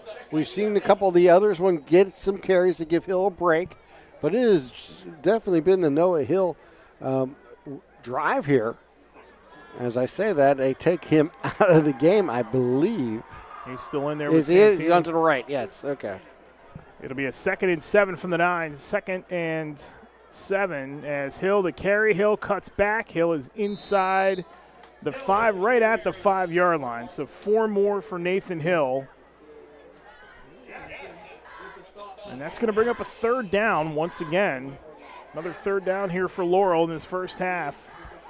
They can get to the 2 for a 1st down, so they need to get 3 here on this carry for a 4th down to avoid a 4th down. Even though they do have a quality kicker, I got to think they're right now in the idea of a 4-down territory here to try to take commanding lead of this ball game. Yeah, this seems like it's going to be 4-down territory. There's the T formation behind Santini again. They hand it off. Hill is stood up at the line, spun around and dropped. Give the Panthers credit there. They came up big when they needed it. Right up the gut, challenging that front 7. The linebackers came in, filled the holes, and made the play and bring up a 4th down coming up here. Brock Aliastro leading the charge there, big number 74 for this Riverside defense. And that's the first 3rd down Laurel has missed tonight. And you are correct, sir. It is going to be 4-down territory. They go with the T formation behind Santini. 4th and 3 from the 5. Up 14-0. Defense forced 2 turnovers so far. They feel comfortable in this spot. And there is movement up front by Riverside. It'll be a 1st down for Laurel with 7:34 to go in the half. Well, this will be half the distance, I believe, so still be 4th down. Still be 4th down, correct, because they're inside the 5. You might as well just give them the 1st down at this point, though. It's 4th down and about 1. Laurel with 8 1st downs here in the first half. 5 of 6 on 3rd down. And it looks like, Brian Cooper is going to call. Is he going to call timeout? I thought he was, but where's the play clock? Down to 16 seconds. So, I think got to be making a decision here. I'm probably going to let the clock wind down here. It's down under 7 minutes here and then use the timeout here with about 2 seconds left, and that's exactly what they did. So they will call a timeout here. It's another Pontius Insurance timeout. Online at pontiusinsurance.com. A couple of scoring updates here on the Newcastle Transit Out-of-Town Scoreboard Authority. Brought to you by the Newcastle Transit Newcastle Transit Authority. This game here, 14-0. It's still 7-6 Washington over Union. And the last report we had, Elwood City and Neshannock are still scoreless as they are into the 2nd quarter. 6:55 to go here from Riverside High School in the first half.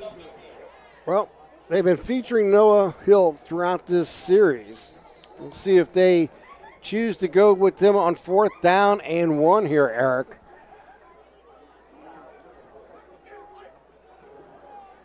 And they go back to that T formation that you were talking about earlier.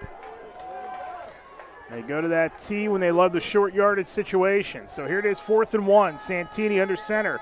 Turns, hands off to Hill. A little tush push, and Hill is going to be barreling his way into the end zone for the touchdown.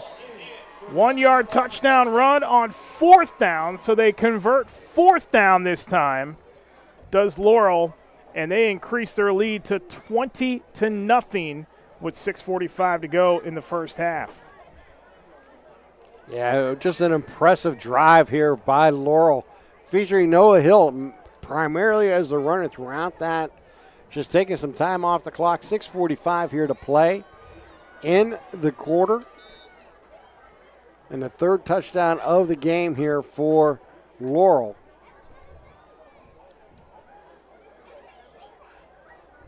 Maya Jarrett to add the point after. A couple of big games going on tonight across the WPIL, south towards Pittsburgh, as Jarrett's point after is up and good on the Newcastle Transit out-of-town scoreboard. Penn Hills and North Allegheny are scoreless right now. Of course, that Penn Hills team, Newcastle defeated in week 1. And that remarkable game, 12-7. So Jarrett's extra point is good. It's 21-0 Laurel. We'll take a timeout here in the Lawrence County Sports Network, powered by LCAP. Castle Asphalt and Construction is driven to provide quality, cost-efficient pavement-related services to Western Pennsylvania. Every paving or construction service at Castle Asphalt begins with a thorough site inspection of the area to allow their team of professionals to become familiar with the unique conditions of your home or business. Once the site inspection is complete, Castle Asphalt provides you with a detailed plan of the design, cost, materials, and time of completion, so you know exactly what to expect during your construction. Visit castleasphalt.com to request a quote for your next project and make your dream design come to fruition. From high school to the pros and everything in between, you're listening to City View Sportscast, part of the iMedia One network. Nathan Hill's 1-yard touchdown run gave Laurel a 21-0 lead, 10 plays, 53 yards in 4 minutes and 11 seconds. And that is your Joseph's Marketplace Drive summary. Specials daily at the Cafe and Bakery. Follow them on Facebook to see what's cooking today. Joseph's Marketplace, family owned and operated since 1915, is the return by Mason Holler for Riverside. And they have got to find some momentum here in a flash, because this game is well in hand right now for Laurel, up 21-0. Yeah, there's no question about it. It's a huge drive here.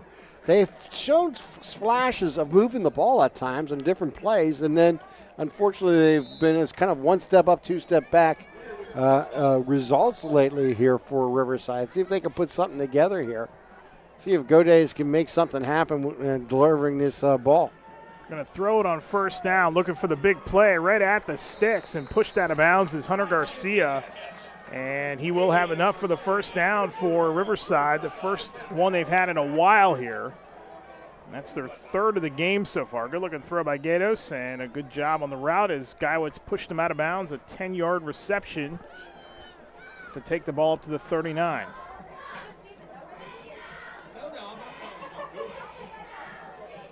Well, one thing you're going to think down 21-0 that you're going to have to see Godez maybe throw the ball more than they originally probably planned, but you see that he can deliver the ball, so it might not be a bad idea to kind of rely on his arm right now. Nobody on the slot near side. That is tipped up in the air, and it is almost intercepted on the deflection.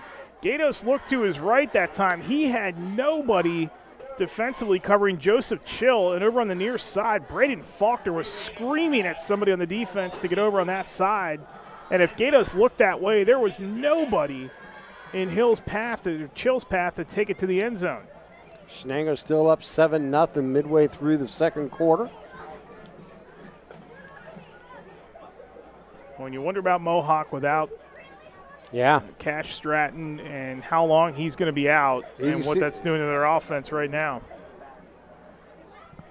Second down and 10 for Riverside. Gatos looks, going to fire this way. Wide open. And it's intercepted inside the 40-yard line. This time it is J.J. McBride who comes up with the third Laurel turnover defensively. Another Madur Bonner Law change in possession for this Laurel defense, and this time it is McBride with the interception. The second pick thrown tonight by Gatos and third turnover overall. Well, that's great field position now again for this running attack for Laurel. Only 60 yards to pay dirt, and they've been see if they continue to feature Hill as they did on the last series, as he was the man of the mission to get the job done. He's still in the backfield along with Santini in shotgun. Trying to go up 4 scores here before the half. Laurel already up 21-0. Looking for more here. They give it to Faulkner on the end around. Faulkner cuts upfield. Faulkner trying to turn the Jets on. Gets to the 50 into Riverside. They're going to mark him just inside Riverside territory for a first down gain of 10. The first carry tonight for Faulkner, another first down for Laurel, their 10th in the first half. And a good run that time by Faulkner with somebody dragging him down or trying to drag him down from behind, and he carried him that extra yard to get the first down.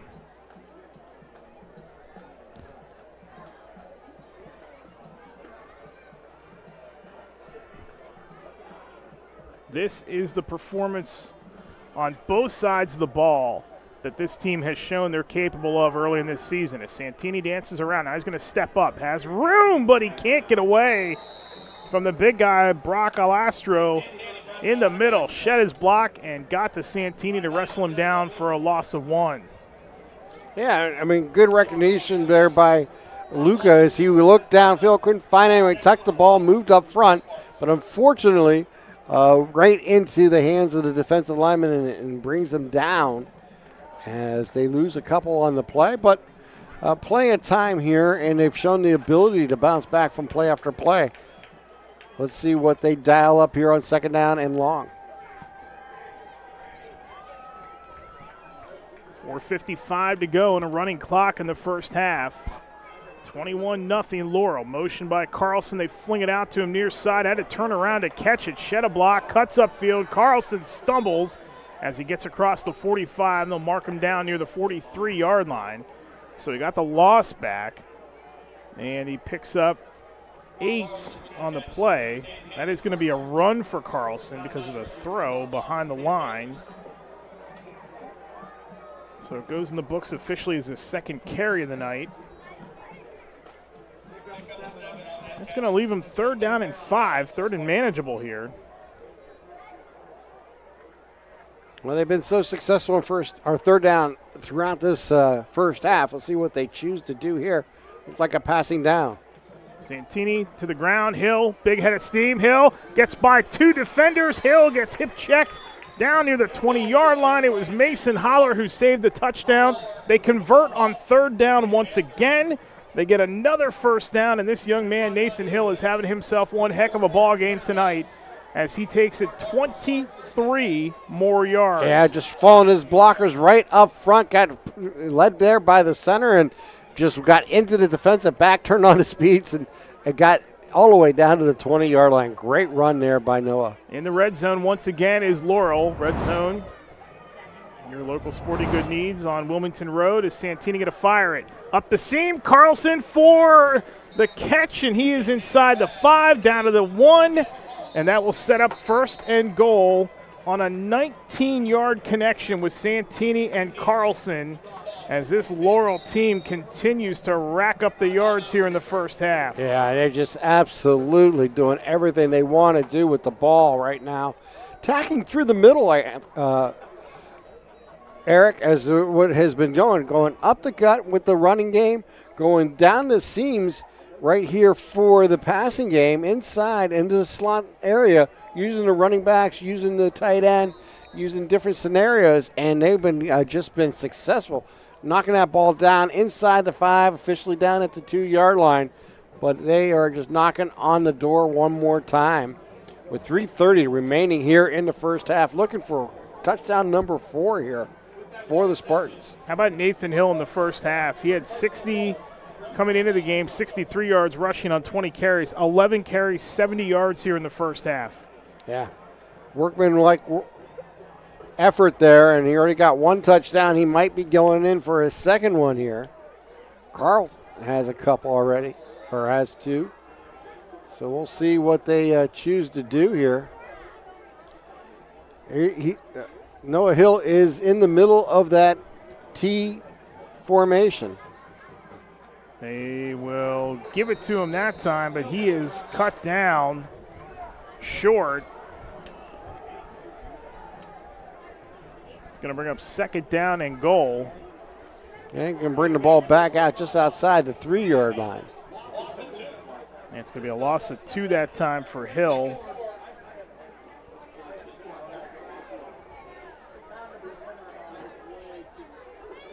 So Hill will go to the sideline here to take a break. They'll still go with the tight formation. J.J. McBride will replace him. going to be a second down and goal. They hand it off. McBride dancing around, cuts back, gets inside the goal line for the touchdown. J.J. McBride, a 4-yard touchdown run. And this Laurel offense now in control, up 27-0. There's a good look at the shiftiness of McBride. Yeah. As he was able to just work his way inside and get his nose to the goal line for the touchdown. And now the point after here by Maya Jarrett. Make it 4 for 4, and she will. So a perfect night for Jarrett on point after tries, and it's a perfect night so far for her Laurel Spartans as they are in control 28-0 over Riverside, a dominating performance on both sides of the ball here in the first half. You're watching high school football coverage on the Lawrence County Sports Network, powered by LCAP. Whether you're hosting a big party, it's family dinner night, or you just need a place to go and watch the big game, the Crane Room Grill is the place to be. Need that something special for your upcoming event? Ask about the CR Brewing Company's custom brewing options to give your big day that personalized touch that your guests will never forget. Visit craneroom.com to see their full menu, or call in your takeout order now at 724-656-1553. The Crane Room Grill and CR Brewing Company, a winning combination. Your hip, your knee, your shoulder, whatever has been holding you back, UPMC Orthopedic Care is where you'll find experts to help you get back to a better quality of life. UPMC is pioneering minimally invasive surgeries, and we offer personalized treatment plans and same-day surgery to get you home and moving sooner. It's your ankle, your elbow, your hand, and it's your move. Visit upmc.com/ortho to learn how UPMC can help. J.J. McBride becomes the third different Laurel Spartan to score a touchdown tonight, a 4-yard run for him, and it's 28-0 late here in this second quarter as the kickoff returned that time by Abram Orgavan, and Riverside will have its best starting field position of the night. And it has been an uphill climb from the start for this Riverside team, and it just got a little bit tougher after that McBride touchdown run to make it 28-0. Just 3 first downs in the first half for Riverside. They've turned the ball over 3 times, 2:22 to go. They got 2 timeouts left. Yes, they lost the ball, and there's going to be the 4th turnover of the half as Alex Medved comes up with the loose ball, and Laurel has a chance to put this thing in the mercy rule. Another Madur Bonner change in possession. Online at MadurBonnerLaw.com. The 4th turnover of the half for the Riverside Panthers. Unreal what has happened here tonight. Yeah. 2:15 remaining here in the half, and it has just been taking advantage of field position and turnovers here for the Spartans. Santini will hand it off to Hill, trying to bounce to the outside. Good tackle in the backfield that time as they were all over him. And that is one of the best defensive plays of the night by this Riverside team. Alex Jackson, the junior defensive end, with the stop. That's the second loss by Hill on runs here tonight, but otherwise he's had a remarkable first half. It's going to take the ball back to the 44. It's a loss of 6. That is his 13th carry in the first half, though. So, again, that workload, Brian Cooper has been putting more on his shoulders week by week, and he is responding. Santini with backside pressure coming, going to have to throw it, dances around, throws off his back foot, and he did have Hill out there, but it's incomplete. It'll bring up 3rd down.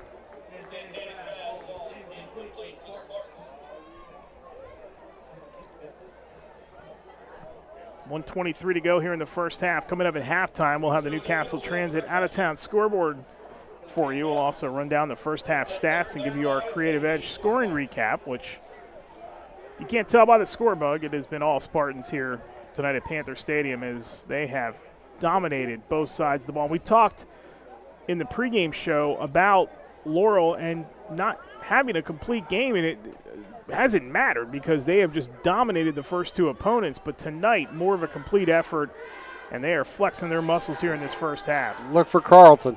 Santini going to air it out. Got a man down there. He was looking for Geiwitz, and it's incomplete. That'll bring up fourth down. Well, you're in that no man's land. You're up 28-0. You got to go for it here, right? And they're going to punt the ball punt away. All right. I figure the ball at your opponent's 45-yard line, you may want to just take one more shot at it downfield, but also nothing wrong with being a little conservative and punt the ball away, bring in Carlson and let him use his foot. Something he hasn't done today. He's used it as to gain yards and to receive on the offense. Joseph Chill back deep to receive for Riverside. They'll kick it away from him. That'll take a Laurel bounce all the way down to the 6, and it's out of bounds with 67 seconds to go in the first half.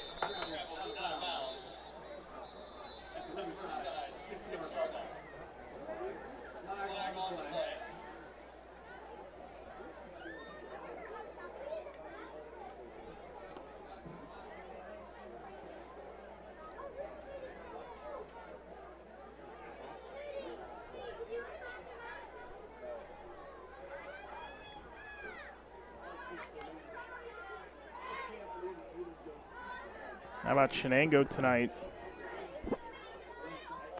We got a hold. We do have a hold on the punt. It's against Riverside. Newcastle Transit out of town scoreboard here at the half. Shenango 14 and Mohawk nothing. Nico DeSalvo has been replaced at quarterback by freshman Caleb McConnell, who has 146 yards passing in the first half for Shenango.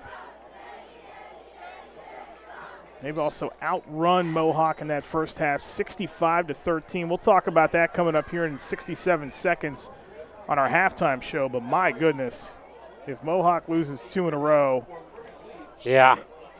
That is going to change the complex. There's a big fumble in the backfield. Gatos on the snap, trying to get out of the end zone, and he will not as they get him in the end zone for the safety. With 57 seconds left, and it just continues to pile on here for Riverside as Laurel is now up 30-0. Well, shows you what putting the ball did for Laurel there. That rugby style kick, kicked it inside the 5 with the penalty, brought it down to the 2.5-yard line in the first play, and is going to be a sack in the end zone for 2 points, and they'll have to kick the ball away with 57 seconds. So this Laurel offense is going to have another try here with great field position. They'll have to punt the ball away around the 20-yard line. They do have the option to kick it off, so we'll have to see what they choose to do here. But that has just been a first half to forget for the Panthers, as everything they've wanted to do on each and every series backfired with turnovers and has cost them points. 4 turnovers in the first half for this Riverside offense. This Laurel defense has again come to play here, and they're going to have 57 seconds and a timeout left. So there is time for them. So they're going to kick it off as the normal kickoff instead of a punt.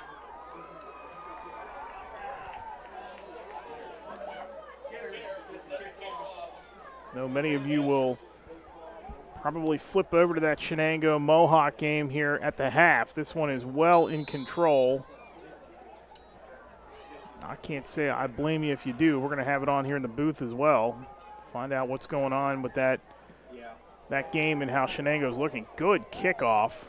It's going to be fielded by Carlson near the 20. Carlson gets a block. Carlson finds a seam. Colton Carlson to the outside. He is into Riverside territory. Still going, and he is brought down inside the 35, right near the 34-yard line. as Evan Skinner is able to corral him. But again, it's going to be great starting field position for Laurel with 43 seconds left and a timeout.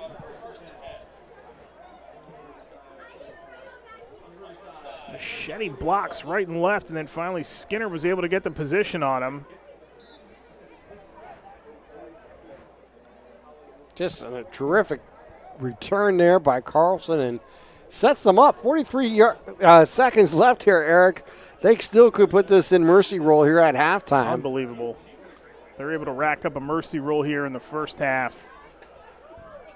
Santini and company with 3 to the top of your screen. Luca's going to look to air it out. He will fire it There's out. a man open. And a one-handed acrobatic catch by who else but Colton Carlson on a first down to the 15-yard line. 19-yard connection, and watch this catch. Basically goes up with one hand and brings it down. Look at that. Look at that right hand go up high. Curl it into the body.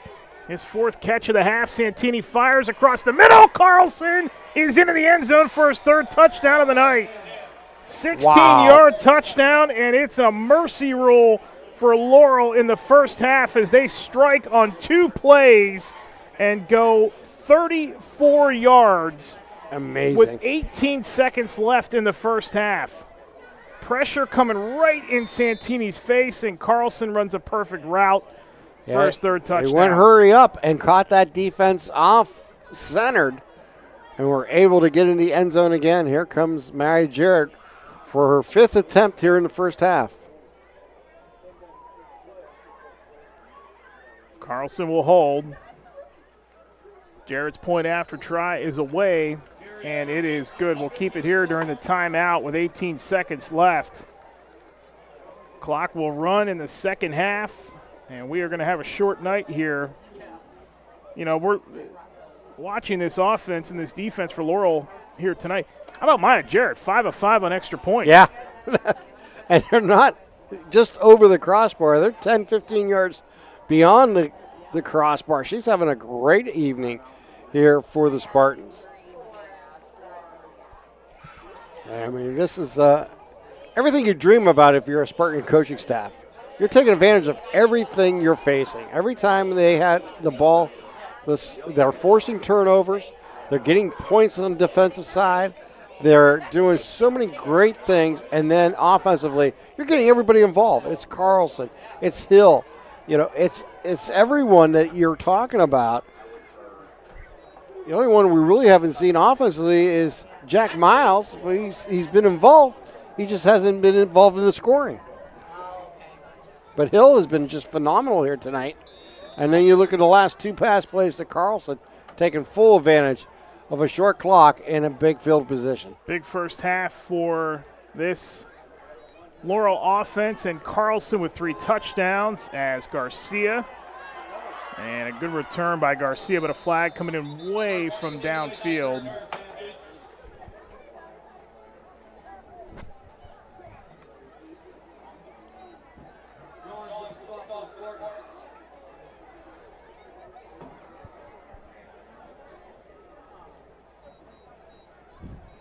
Check the flag here.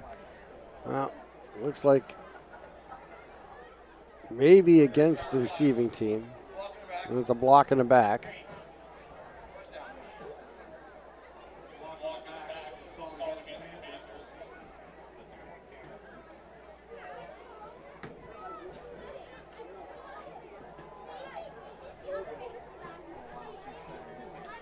So it'll be first down and 10 with 10 seconds remaining here in the first half. I think a lot of us expected Laurel in this game tonight. I mean, they're the better team on paper. They've been the better team through 2 weeks, but not this type of performance on both ends of the ball, as Holler's going to get his best carry of the night and a first down, or close to it anyway, to the 35 on what will be the final play of the first half. And actually, I correct myself because Riverside has called its final timeout with 1 tick to go. Well, and they're going to say the clock is wound out instead. And that is the first half. That is the end of the first half.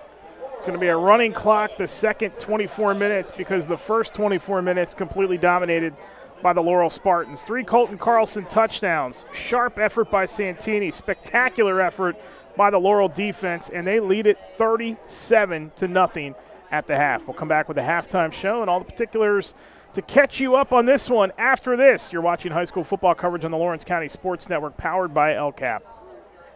Nominations are now being accepted for the LCAP Team of the Month and the LGKG Male and Female Athlete of the Month.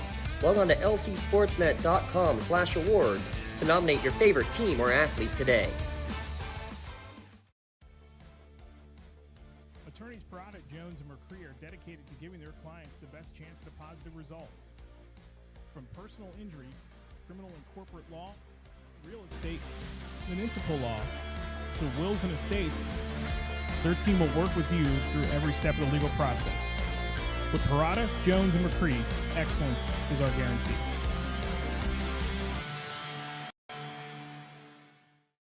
GEM building contractors and developers have a proven record of performance on any size project. They bring value, local craftsmanship, expert management to meet any challenge.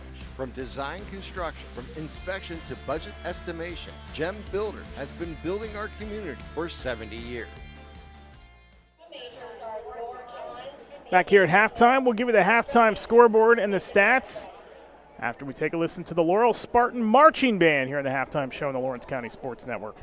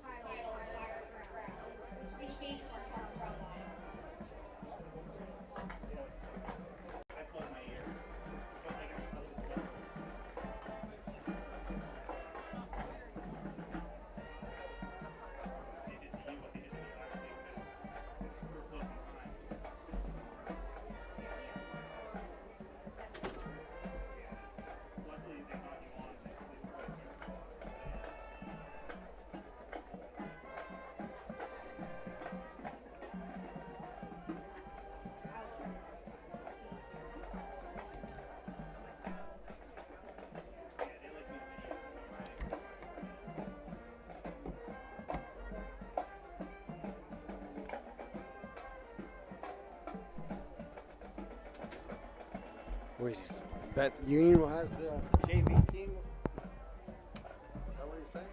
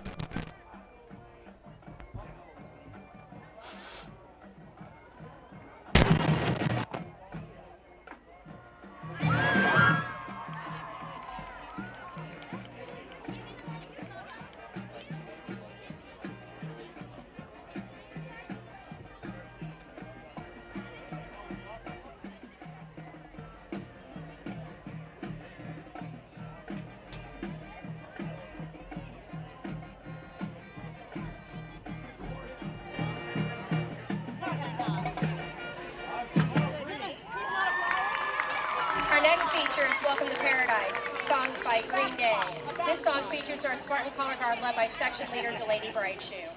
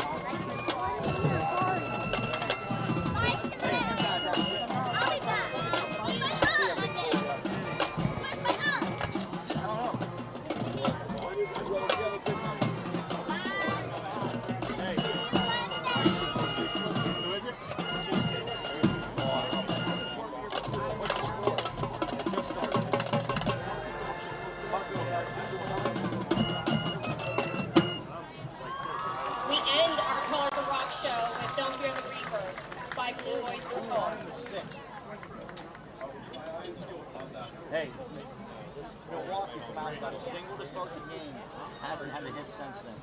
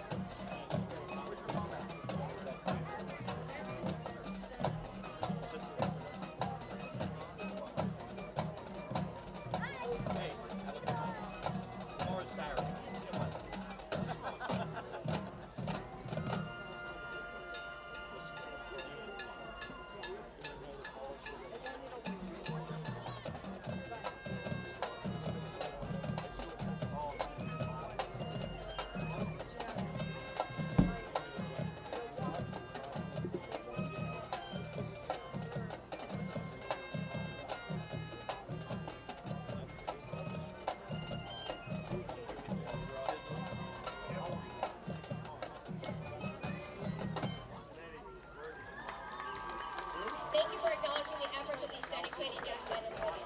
Our marching band is under the direction of Mr. Scott Boyer. The percussion instructor and assistant band director is Mr. Josh Johnson.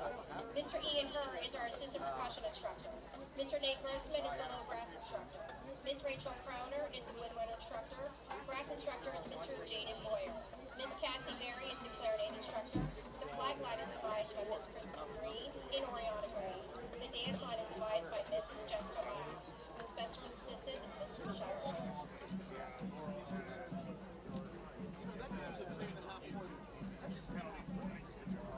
Introducing your 2025 Riverside Panthers marching band.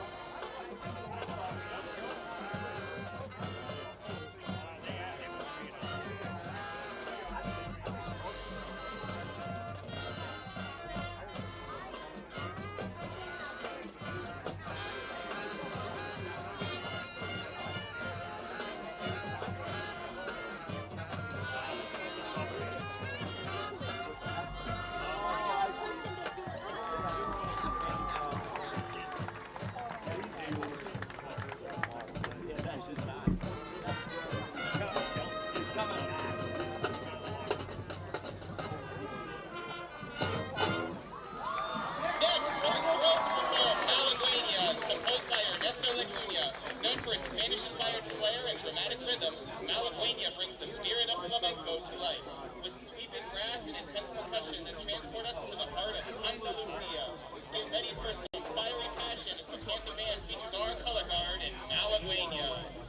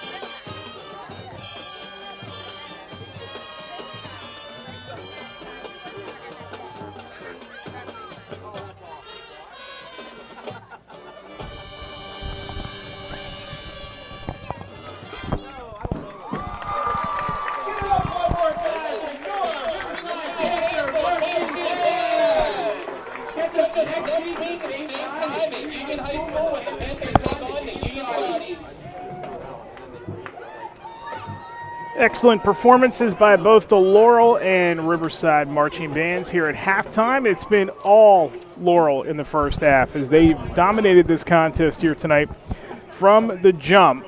They are all over Riverside here tonight by a count of 37-0. Let's take a look at our Gem scoring recap in the first half. We'll see who had the edge so far tonight. It's pretty obvious who's had the edge so far as you take a look at the halftime statistics here. It's been dominated by Laurel, 258 yards of offense. Look at that third down conversion rate, though, 6 of 8. They have been almost unstoppable. In fact, they hit their first 6 in a row, and then they've kind of sputtered out and missed 2 in a row, their last 2 here to go 6 of 8, but 104 yards passing by Lucas Santini on 6 of 11, and 154 yards rushing in the first half for Laurel. And that was headed up by Nathan Hill, who had 13 carries for 62 yards. His best rushing performance in a game to date this season as he continues to work his way back from a knee injury. Colton Carlson had 2 carries for 31 yards and then also added 5 receptions for 87, and he has 3 touchdowns here. And for Riverside, not much to write home about, 63 yards total, and they have not performed well here. 73 yards total as they 52 passing, 21 rushing, but they've turned it over 4 times, not much in the way of penalties for either side. Your scoring recap in the first half, Laurel got on the board first after a Lucas Santini 20-yard touchdown pass to Colton Carlson, made it 7-0 with 8:58 to go in the first half. That was off turnover number 1 by this Spartans defense here tonight. And then a 10-play, 85-yard drive that ate up 5 minutes and 30 seconds was capped by a Carlson 23-yard run to the outside with 2:09 to go in the first quarter. 14-0 Laurel at that point. Nathan Hill adds his first touchdown of the night with 6:45 to go in the second quarter. That was another 10-play drive, eating up 53 yards in 4 minutes and 11 seconds to make it a 3-score lead. J.J. McBride, a 4-yard run, made it 28-0. Then on the ensuing possession, a safety as Aiden Gatos was sacked in the end zone for the safety. It was 30-0 at that point. It looked like Laurel might get to the mercy rule, and then they took the free kick and went 2 plays, and Santini capped that off. It was a big run by Carlson, a big return by Carlson, a one-handed acrobatic catch by Carlson, and then a nice slant pattern over the middle to Carlson for 16 yards to cap the scoring at 37-0 in the first half. And, oh, by the way, Laurel is going to get the ball to start the second half, up 37-0. The clock is going to run here in the rest of this contest. The out-of-town scoreboard update brought to you by the Newcastle Transit Authority, and there's a lot going on tonight. Why drive when you can relax and ride? Daily routes to Pittsburgh as well as routes all around Lawrence County. Visit newcastletransit.org for more information and route schedules. And remember, senior citizens ride for free. 2 games of note that are going on right now that have somewhat shocking scores here. They go to the third quarter. Shenango is controlling Mohawk 14-0.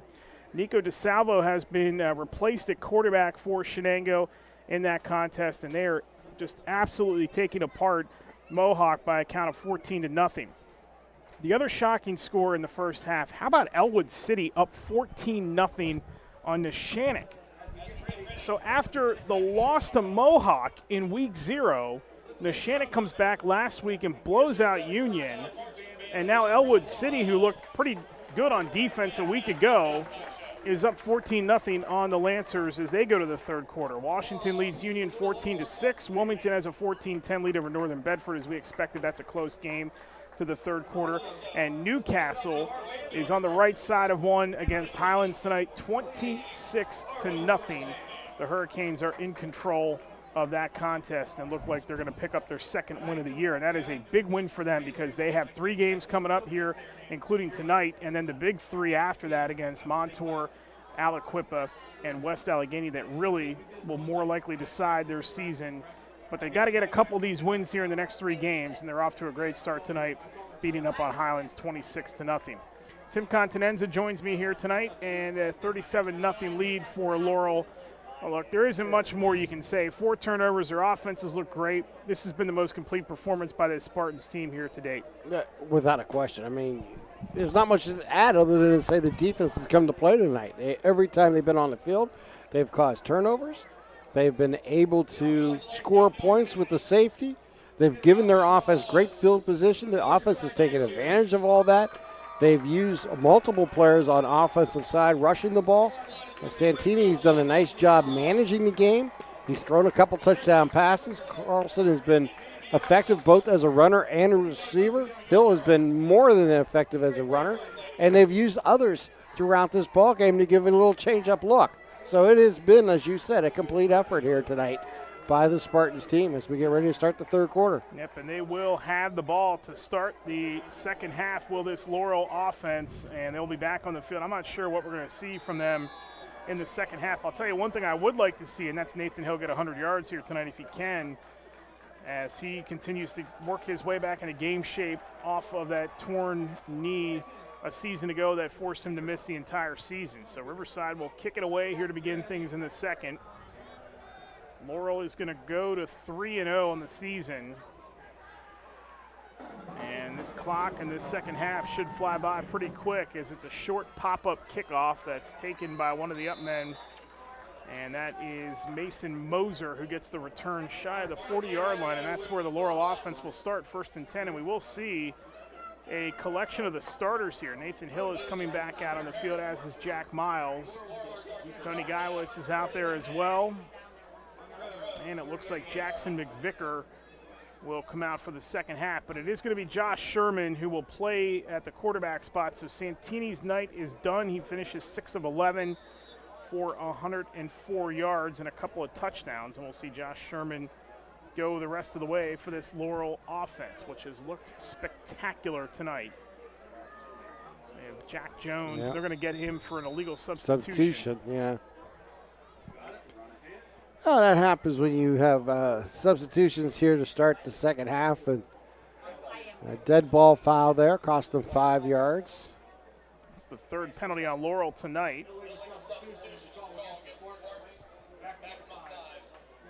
Lewis Weir is out there as well. He had a big catch in the first half, 17 yards for the Spartans offensively, his first catch of the season.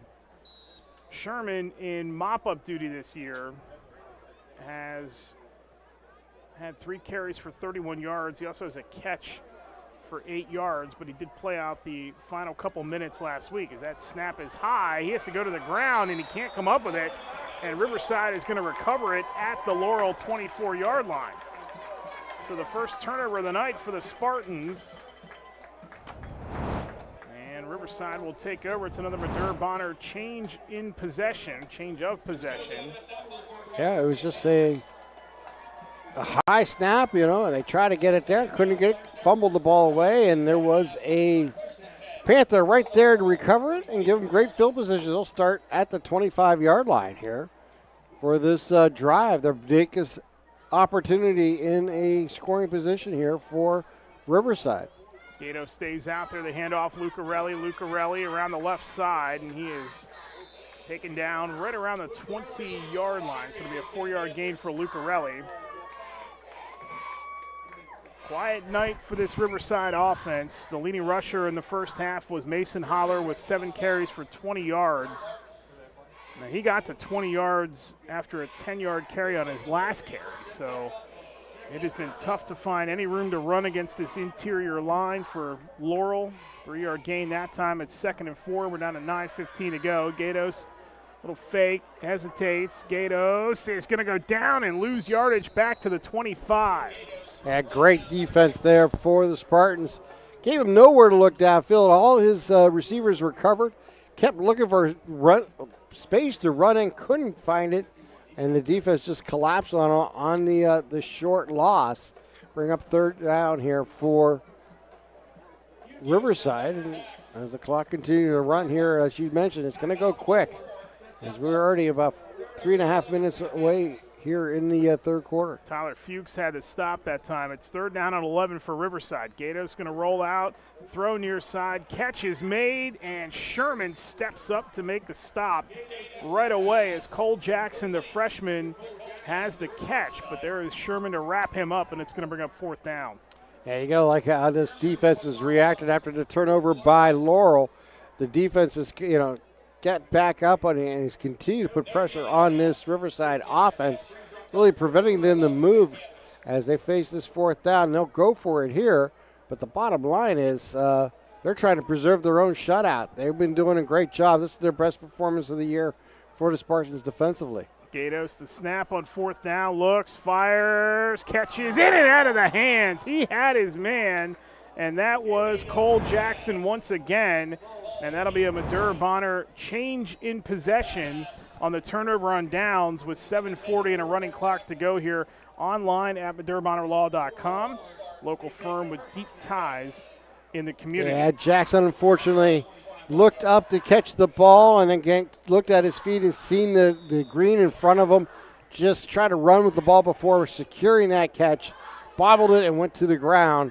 And that was the turn over on possession here with 7:15 remaining here in the third. 37-0, Laurel in front. And this third quarter is zipping by here as we're already almost 5 minutes into it. Second possession of the second half for Laurel. Hope it's longer for them this time. McVicker is going to try to turn the corner and slipped back at the 25, so it's no gain that time for McVicker. That'll bring up 2nd and 10. This is where that 40-second play clock comes in handy when you're up so big. You don't have to rush to getting plays in. You can get the clock to continue to run.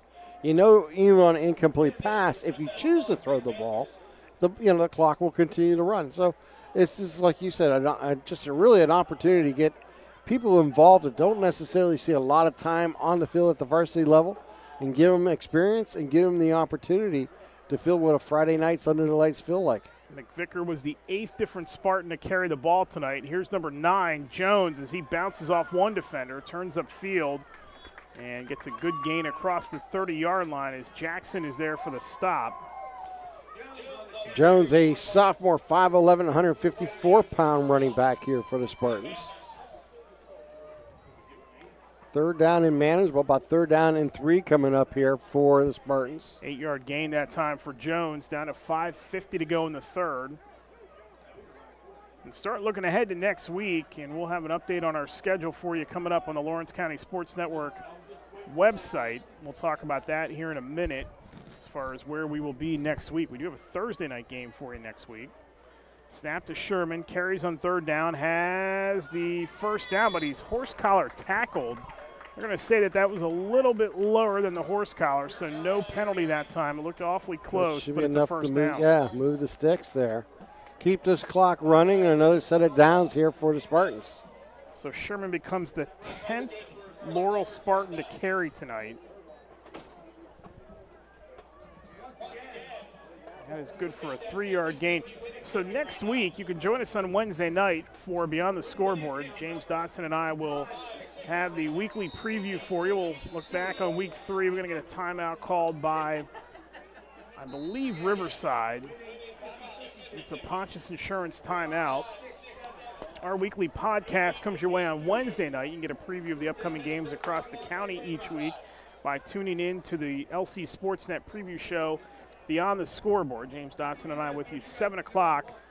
And we'll be with you to review this week and then talk about next week. And speaking of next week, not quite sure exactly what we're going to do as far as the coverage goes next week. We know where we're going to be on Thursday night, and that is Union taking on this Riverside team at home for sure. Thursday night with a 7 o'clock kickoff. The other big game next Friday night is going to be Mohawk taking on Elwood City.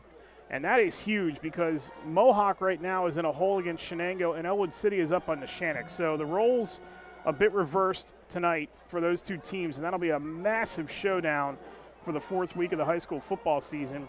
And then we aren't quite sure what our second game is going to be on Friday night, either Shenango and Northgate or Newcastle and Yock, and we'll keep you updated on what we decide here coming up later on either this weekend or early next week. 1st and 10 for Laurel with 4:53 to go. Clock did stop because of the timeout. Hand off to Jones, bounces outside to the right. Jones turns up field, and he tried to anyway, and was taken down short of the 35-yard line. A little shaken up on the play as Jones afterwards. That tackle by Abram Orvan, who makes his second stop of the night.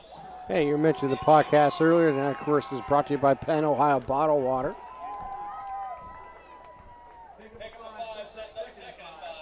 And a 5-yard gain for Jones that time. 2 carries and 13 yards.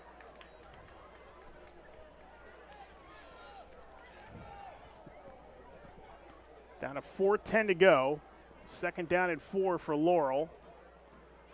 Motion is Geiwitz, and Geiwitz will get it on the sweep to the corner. And a good job defensively by Riverside. I'm seeing a little frustration that time by this Riverside defense. Josiah Sims had to stop, and that was an emphatic tackle towards the sideline, and that's going to bring up 3rd down. Yeah. Big 3rd down here for Riverside, trying to just, get this Laurel offense off the field. As the clock continues to roll down, under 3 minutes, 30 seconds just about left here in the quarter. The only thing left is how many guys are going to carry the ball tonight. That's the 11th player to carry the ball. I was looking at their stats coming into tonight's game. They've used a lot of players throughout the year. Now they're taking advantage of it, in games like this. 3:19 to go. Handoff to Jones, working his way right side, and he is just shy of the sticks. Ganged up on. Just shy of the 50, right around the 47-yard line. So it's going to be a 3-yard gain for Jones, his 3rd carry. So to bring up a 4th down, they go to the line quick. Sherman under center. They're going to push forward, and Sherman looked like he had it on the first effort. Let's see where they spot the ball. Where he landed is good enough for the 1st down. They're going to give it to him. Yep, he kept his momentum forward and was able to fall forward up to the 49-yard line. And the clock will continue to move here. Another 1st down here for the Spartans. So not only is Laurel tonight 7 of 10 on 3rd down, they're 2 of 3 on 4th down. That is the 14th 1st down tonight for the Spartans. And really, it's all about time here. They're just trying to wind this time off the clock as fast as they possibly can here with 2:10 to go in the 3rd. Up 37-0, and just hope nobody gets hurt on either side here. It's going to be a short week for Riverside. Pitch to Jones, near side. Jack Jones turns upfield. Jones, we got a flag down. Of course we do, because it's a nice run. He's tackled at the 35. It would stand as a 14-yard gain, but this looks like it's going to come in the area of holding. And Jones will get a couple. Let's take a look at that. There is a little shove in the back there, and another hold on the side there.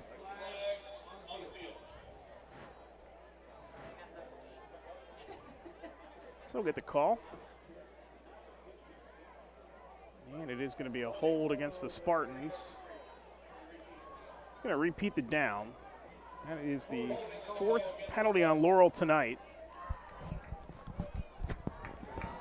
And we'll update you on the Mohawk Shenango game and that Elwood City Elwood City Neshannock game coming up here shortly.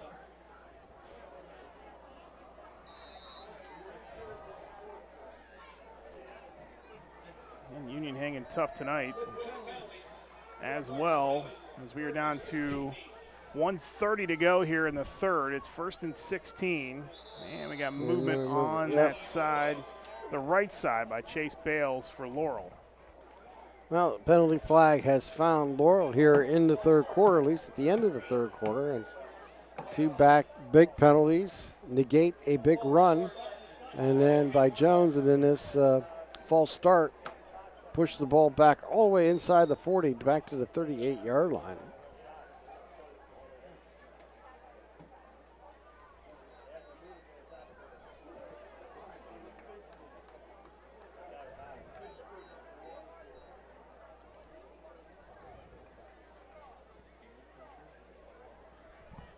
So 1st and 21 officially now. Another penalty. That's the 5th penalty for Laurel tonight. And Jones spins out of 1 tackle, but he can't get out of 2 as he gets to the 40. It'll be a 3-yard gain and bring up 2nd down and long, and they don't have to run another play here in the 3rd quarter. No, I don't think they will, as they'll let this clock run out as we'll head to the 4th quarter. But an impressive outing here so far by Laurel throughout this ball game.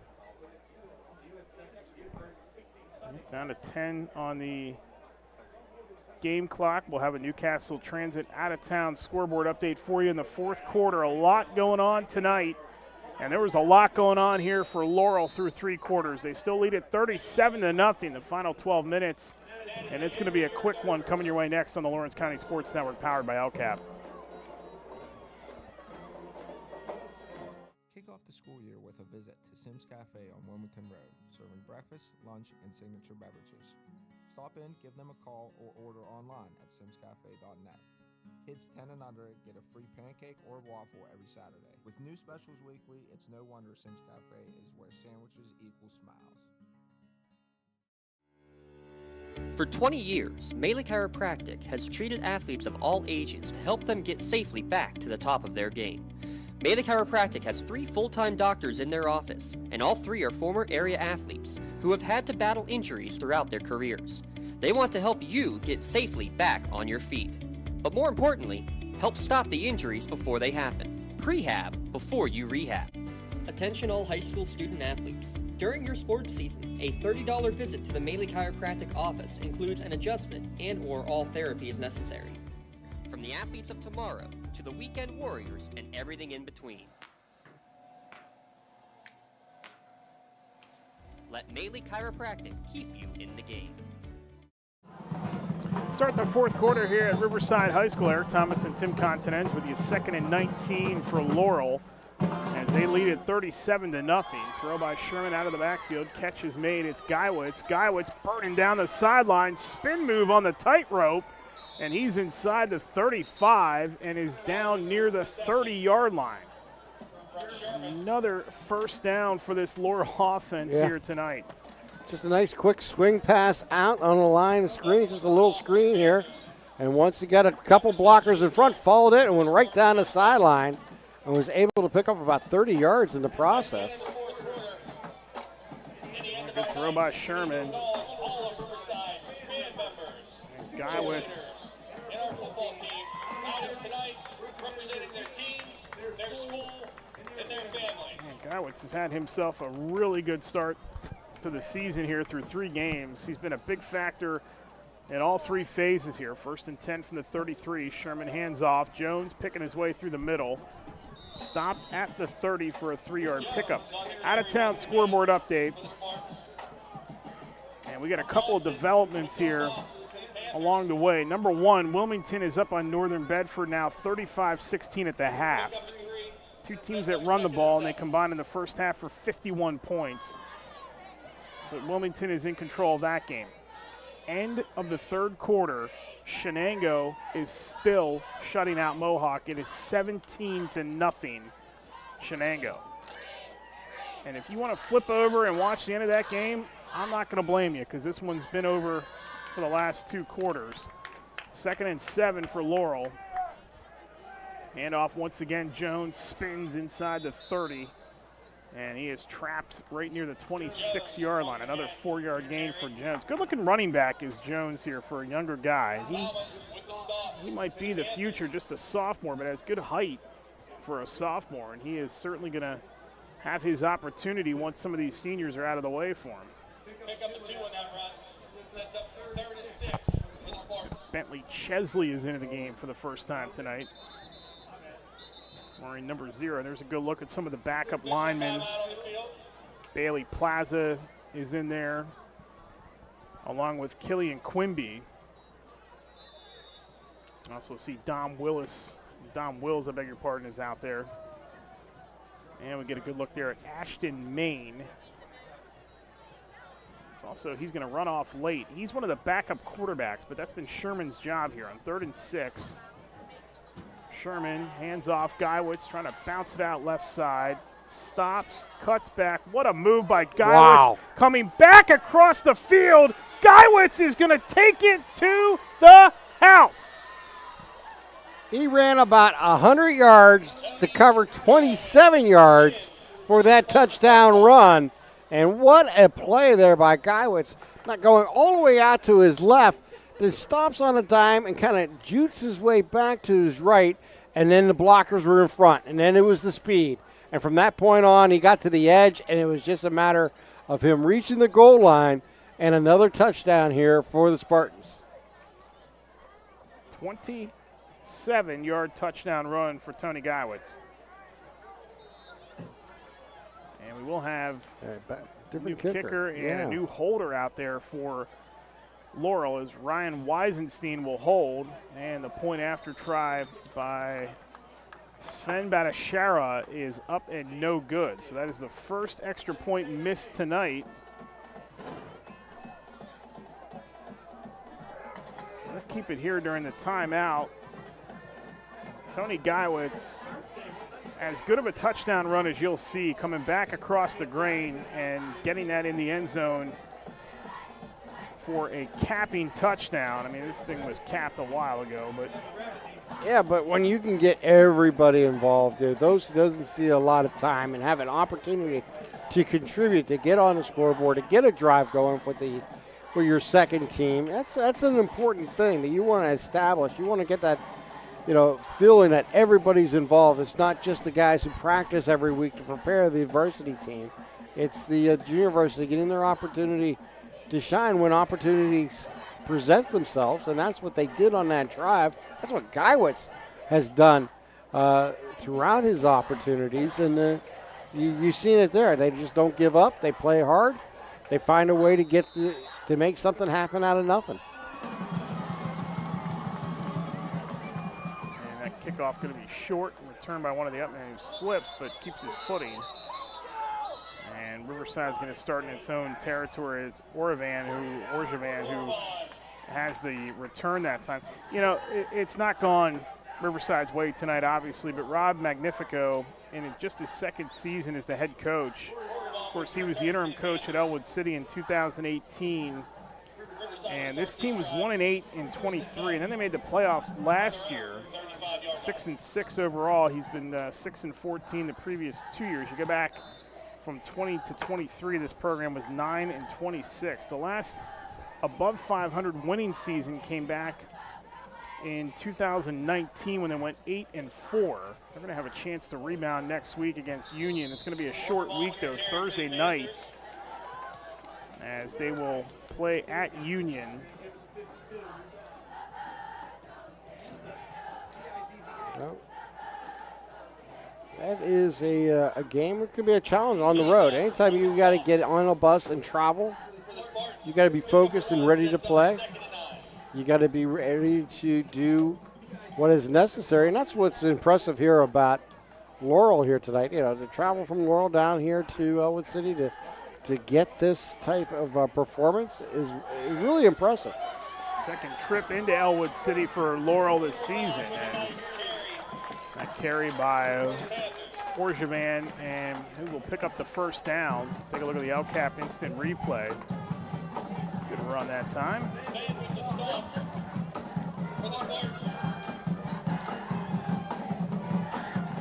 And Riverside is trying to find some momentum here. I was going to say, you got to try to find a positive tonight, and right now this drive is what you're looking to do. Can you finish off a drive? Can you not avoid the mistakes that you've made and take advantage of any opportunities Laurel defensively may give you? And right now, Laurel jumped off sides.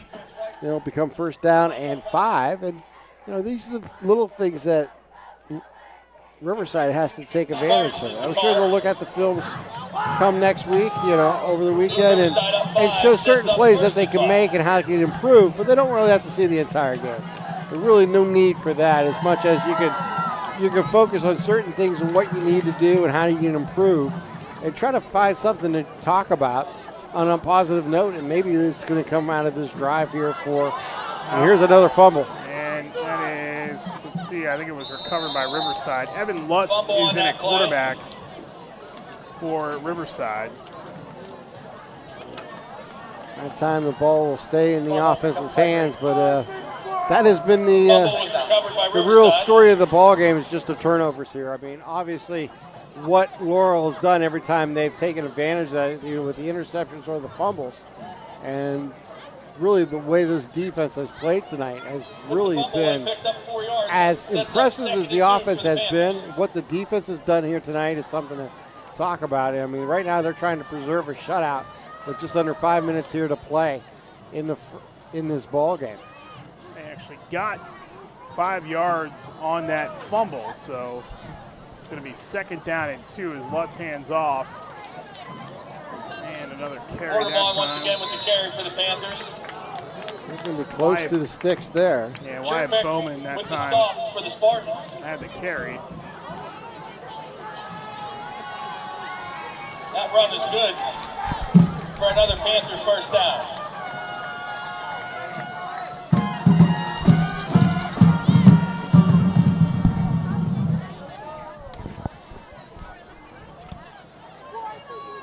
It's a first down for Riverside. 4:12 to go. We'll be back in action again on Thursday night. Lutz going to throw it off his back foot. Catch is made. And falling backwards towards the first down is Peyton Tanner. He's going to be close, but about a yard shy. A nice first down pass. Get about 8 on the play. Bring up a 2nd down and short coming up here for Riverside. That reception's good for 8 yards. These are the things that you're looking to do. For the Panthers.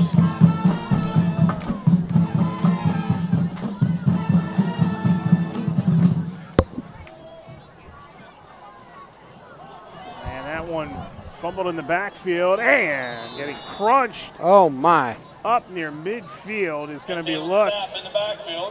That's going to be a 16-yard loss. Covered by Riverside. And that's been the story for Riverside all night long. Every time it's been a step up, it's been 2 steps back here tonight. And that is what has happened. They had the fumble earlier in this drive. They got an advancement on that. It was the first time they recovered their own fumble. And then you get this play here where they lose at 16 yards on the play. So out-of-town scoreboard update brought to you by the Newcastle Transit Authority. Neshannock has run off 12 in a row, and they now trail Elwood City 14-12 as that throw falls incomplete on 3rd and 18. Yeah, under pressure there, had to hurry his throw, threw off his back foot. Almost got picked off in the process. And he'll bring up 4th down here and dial up a Hail Mary and see what you can do.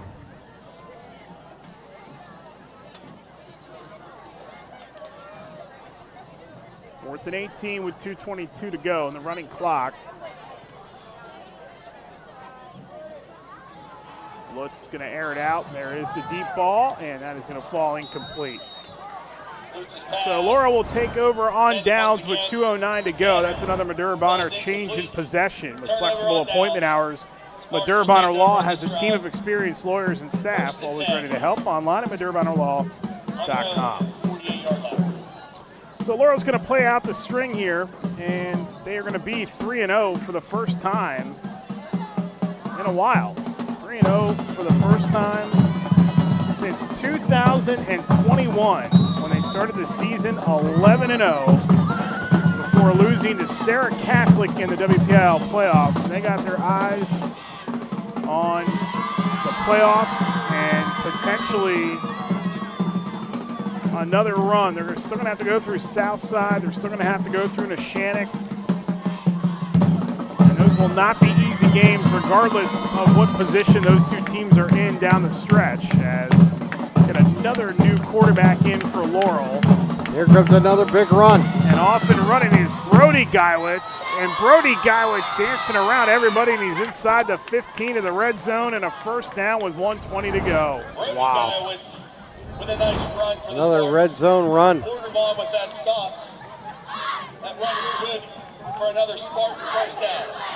That is the 16th first down tonight for Laurel. Down to the 14-yard line, 13-yard line officially. A 35-yard run that time by Geiwitz. Down there on the track. Well, let's see if they just let the clock expire and take the 5-yard penalty, or will they use a timeout here as the play clock winds down here? Yeah, they'll take the delay of game, the 5 yards. They can then kneel down after that. And actually, they're just going to let it go. There is no point. Need. Yeah, there is absolutely no need. So that is the final play of the game, the kneel down by Geiwitz. And that is the final play of the game. And Laurel cruises here tonight. The Laurel Spartans and they look good doing it. They're going to win it by a final of 43-0, and the Spartans go to 3-0 for the first time since 2021. And next week, Laurel will be back at it again. They'll play on Friday night next week. This Riverside team on the road at Union next Thursday night. Big one for Laurel next week as they will travel to Bishop Canavan on Friday night for a 7 o'clock kickoff. And then after that, it's Rochester, and then Northgate, and then Summit, and then buckle up because it's Southside and Neshannock to close out the season after the rivalry game with Shenango. We'll take a timeout, come back with a Tri-County Principals Association post-game show. We'll give you the final stats and scoring summary, and it all comes your way next. You've been watching high school football coverage on the Lawrence County Sports Network, powered by LCAP. Thank you for calling AXE. Where can we take you today? To work, to the store, to Grandma's house. AXE can get you there, but it's much more than a ride. It's a joyride. I'm helping people. I'm getting them out of their house. I'm taking them to their doctors, to the grocery store. They say I'm entertaining. Okay, we laugh, we joke, we sing, we tell stories. They're like family to us. Even if it's the same day, to schedule your joyride, call AXE today. Nick's Auto Body, trust your body in our hands. From a scratch to a dent to a major repair, Nick's your man. Making your car look as good as new. Nobody does it better than Nick's Auto Body. Trust your body in our hands. Nick's Auto Body. Trust your body in our hands. Does your blueprint not match the vision of your building project? Not with Creative Edge Architecture. From concept to creation, Jeff Measel will help tackle the complex problems, creating design solutions and construction experience. Creative Edge gives you the edge design and construction meet. Hey. Good to see you. Come on in, let's go. Yeah! Laurel teachers support all of our athletes on and off the field. All right, okay. From high school to the pros and everything in between, you're listening to City View Sportscast, part of the iMedia One network. When you're looking for quality concrete services, contact the experienced professionals at Doran Concrete. Our company is family, locally owned and operated, and has been serving the community for over 30 years. Get residential or commercial concrete services for any size job. Our skilled professionals offer prompt and reliable services at an affordable price. We believe in the principles of honesty, integrity, and reliability. Get in touch with us for exceptional concrete services at prices that you can afford. I love what I do because coming in every day is different.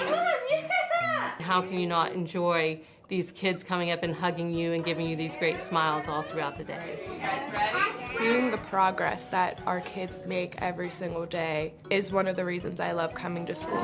What should we do? We have fun. LCAP Early Learning Centers is hiring. Help empower young minds in Lawrence County and become a superhero today. Apply at lcap.org. For the most complete recap of Friday night's high school football action, tune in on your way home from the game to the WPIAL Scoreboard Show, only here on the Trib Live High School Sports Network. Hi, this is Don Rebel. Join me in a cast of thousands for all the scores with recaps from the top games, plus we highlight the night on the Trib Live Roundtable. That's the WPIAL Scoreboard Show after the game on Friday nights on the Trib Live High School Sports Network and at tribhssn.triblive.com. Like in sports, it takes a great team to protect you, your family, and your business. MVP Insurance is that team. From home and auto to life and commercial insurance, you can count on us for coverage that adapts to your needs. We're committed to excellence for our clients' experience and in serving our community. It's a winning combination. MVP Insurance. Don't get left on the sidelines. Log on to mvpins.com or call today to get your free quote.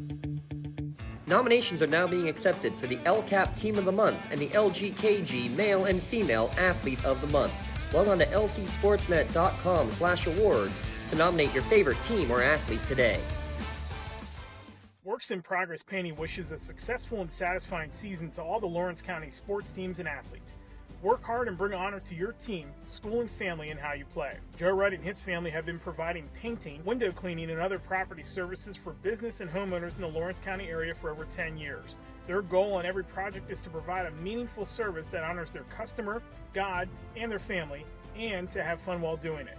Works in Progress is now booking interior painting projects for both residential and commercial projects. Call Joe today at 724-714-4294 to discuss your next project. For 20 years, Melee Chiropractic has treated athletes of all ages to help them get safely back to the top of their game. Melee Chiropractic has 3 full-time doctors in their office, and all 3 are former area athletes who have had to battle injuries throughout their careers. They want to help you get safely back on your feet. But more importantly, help stop the injuries before they happen. Prehab before you rehab. Attention all high school student athletes. During your sports season, a $30 visit to the Melee Chiropractic office includes an adjustment and/or all therapy is necessary. From the athletes of tomorrow to the weekend warriors and everything in between. Let Melee Chiropractic keep you in the game.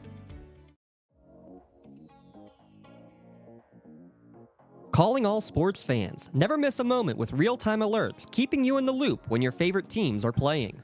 Get instant updates sent straight to your phone with game schedules, changes, and all the latest news.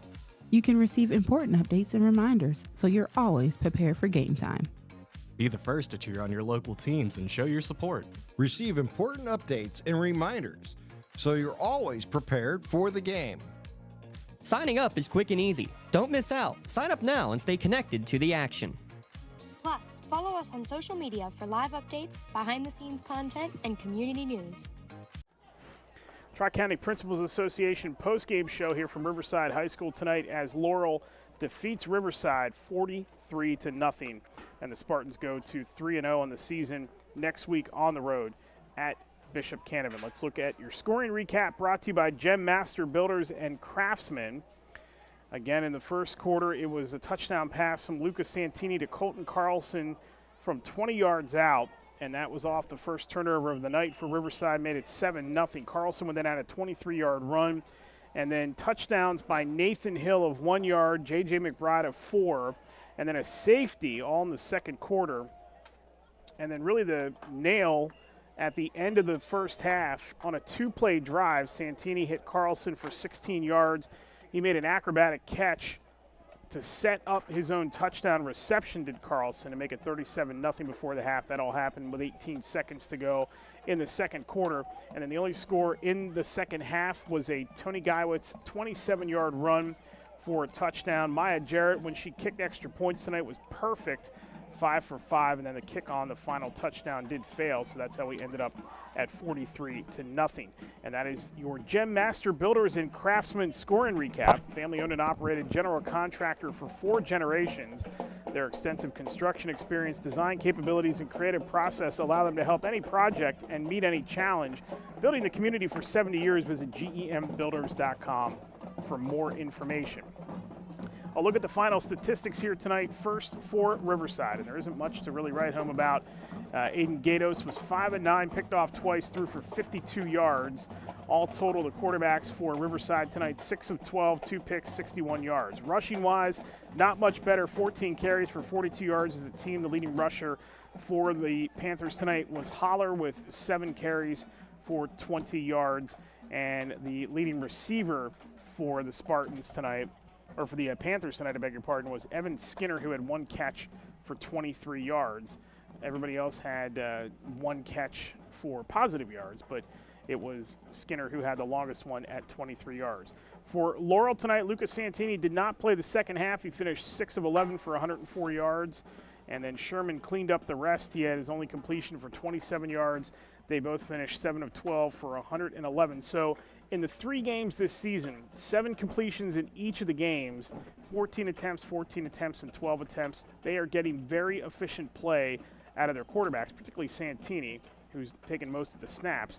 But a very efficient start to the season, much like we did not see last year from this Laurel team, but they're really really much more balanced this year. Much more balanced this year to start the season. In fact, so balanced that they ran the ball 31 times tonight for 248 yards, headlined by Nathan Hill's 6 carries, 62-yard performance. He also had a touchdown tonight as well. Jones in mop-up duty had 7 carries for 30 yards, a couple of nice runs at the end there by the Guyowitz brothers, 2 for 25 for Tony, and Brody had 2 for 34 to close it out. And all total, again, it was 31 carries for 248 yards for this Laurel rushing attack, and they had 12 guys that had a carry tonight for this team. A very impressive job on the ground, not only by the running attack, but by the offensive line up front, even in the second half with those 2 big runs by the Guyowitz brothers. Receiving-wise, Carlson, 5 catches, 87 yards, 2 touchdowns. Weir had 1 catch for 17 yards, and Guyowitz had the 27-yard catch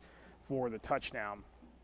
And that is a look at your final numbers here tonight for the Spartans as they cruise tonight to a 43-0 victory. And we said it in the pregame show that we hadn't seen their best performance of the season. I think we got it here tonight, at least through 3 games. Oh, no, there's no question about it. It's a complete performance, as you mentioned earlier. They were able to run the ball effectively throughout the game. They used the passing game to set certain plays up. Carlson had a great game receiving for them. Santini did exactly what you would want him to manage the ball game. Hill did a great job running the ball. And then the defense causing the turnovers, getting the 3 picks, getting the 2 fumble recoveries. Just really a terrific effort all around. And even the special teams, as they were 5 for 5 with Maya Jarrett with the point afters, and the kicks were deep on the kickoffs. The returns were well. I thought, like you mentioned, they just did everything they set out to do tonight. They were able to do, and hats off. Anytime you can get a shutout in high school football, I don't care who you're playing, that's a big deal. And that's a feather in the cap for this Spartans team.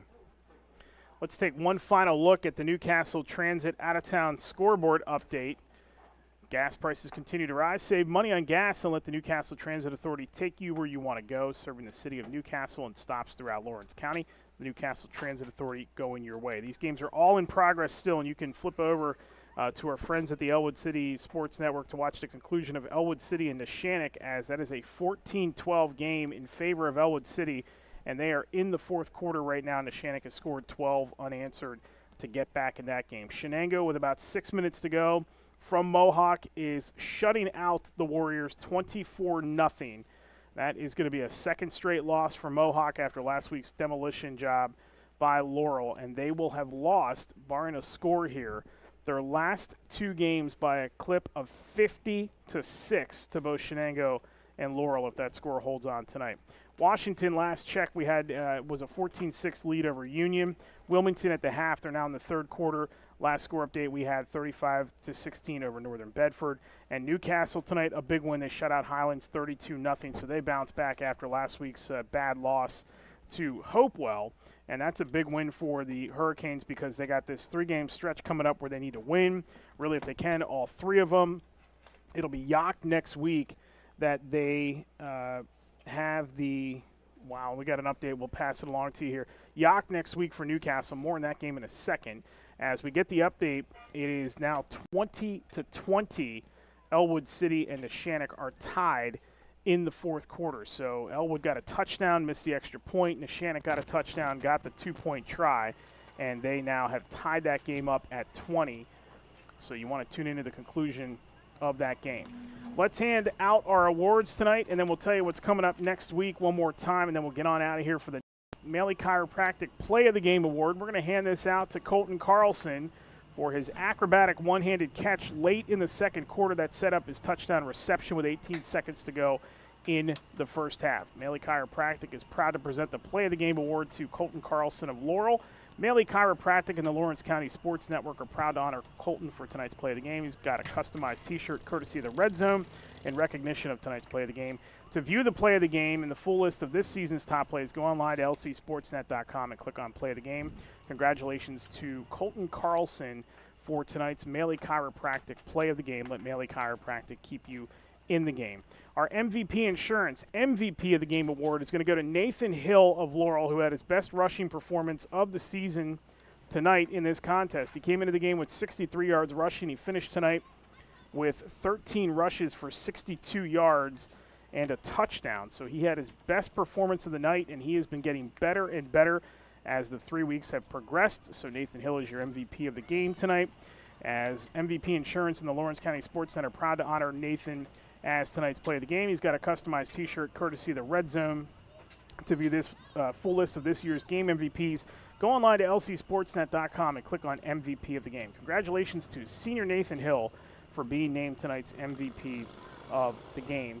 MVP Insurance, call MVP for the win. Have to mention tonight, too, that our touchdowns were brought to you by Parada Jones McCree.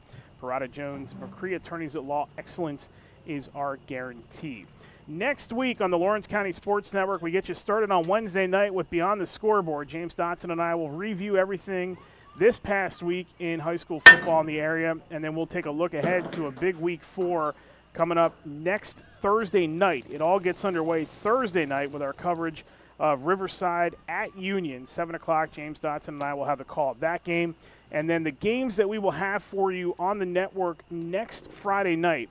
We're unsure exactly where we're going to go just yet, but it's either going to be Shenango and Northgate, or we'll bring in the Newcastle and Yacht game from Newcastle. That is the plan right now, so just tune into the Lawrence County Sports Network's website, listen to Beyond the Scoreboard, check out the Twitter feed, whatever the case. We'll update you on what the coverage plan is at some point, but for sure next week we'll have that big Mohawk-Elwood City showdown Friday night. That is going to be a monster game, especially if Elwood City hangs on to beat Neshannock tonight and Mohawk loses to Shenango. That is a must-win, an early must-win for Mohawk next Friday night against Elwood City. Any final thoughts before we get on out of here tonight? That was a great performance by Laurel, and there is a lot of chaos going on here tonight. Yeah, a lot of chaos, but more importantly, congratulations to the Spartans to go to 3-0. This is something that they had on their books to try to get to, and this is something that they should be proud of, and then they'll have to get back into the mode to continue this path forward of an undefeated season. We'll see how far it goes. Got to take it 1 week at a time, but really a fantastic performance here tonight in Elwood City as they defeated the Panthers here tonight. Big one coming up next week for Laurel as they hit the road. They'll take on Bishop Canevin Friday night with a 7 o'clock kickoff down at Canevin. That is a huge game for this Laurel team early in the season. We'll see if they can continue the run here and get to 4-0 for the first time since 2021. Don't forget, also coming up now here in a few minutes on the Trib Live High School Sports Network, you can catch Don Rebel and the wrap-up show on the Trib Live. James Dotson will be a part of that tonight. As always, you can tune in on Trib Live on their HSSN site. You can watch that live there tonight. We'll talk to you Wednesday night for the show Beyond the Scoreboard, and then next Thursday night football in Lawrence County as Riverside takes on Union, and then we'll have 2 games for you coming up on Friday night. For my partner Tim Continenza, for Garrett, for Matt, and everybody working here behind the scenes, Darren doing a great job. Great pictures tonight by our crew. We really appreciate their efforts here tonight, and a big thanks to the staff here at Riverside for the accommodations as well. Final score for the final time. Laurel wins it tonight 43-0 over Riverside. We'll talk to you Wednesday night. Have a great weekend. Take care, and bye-bye.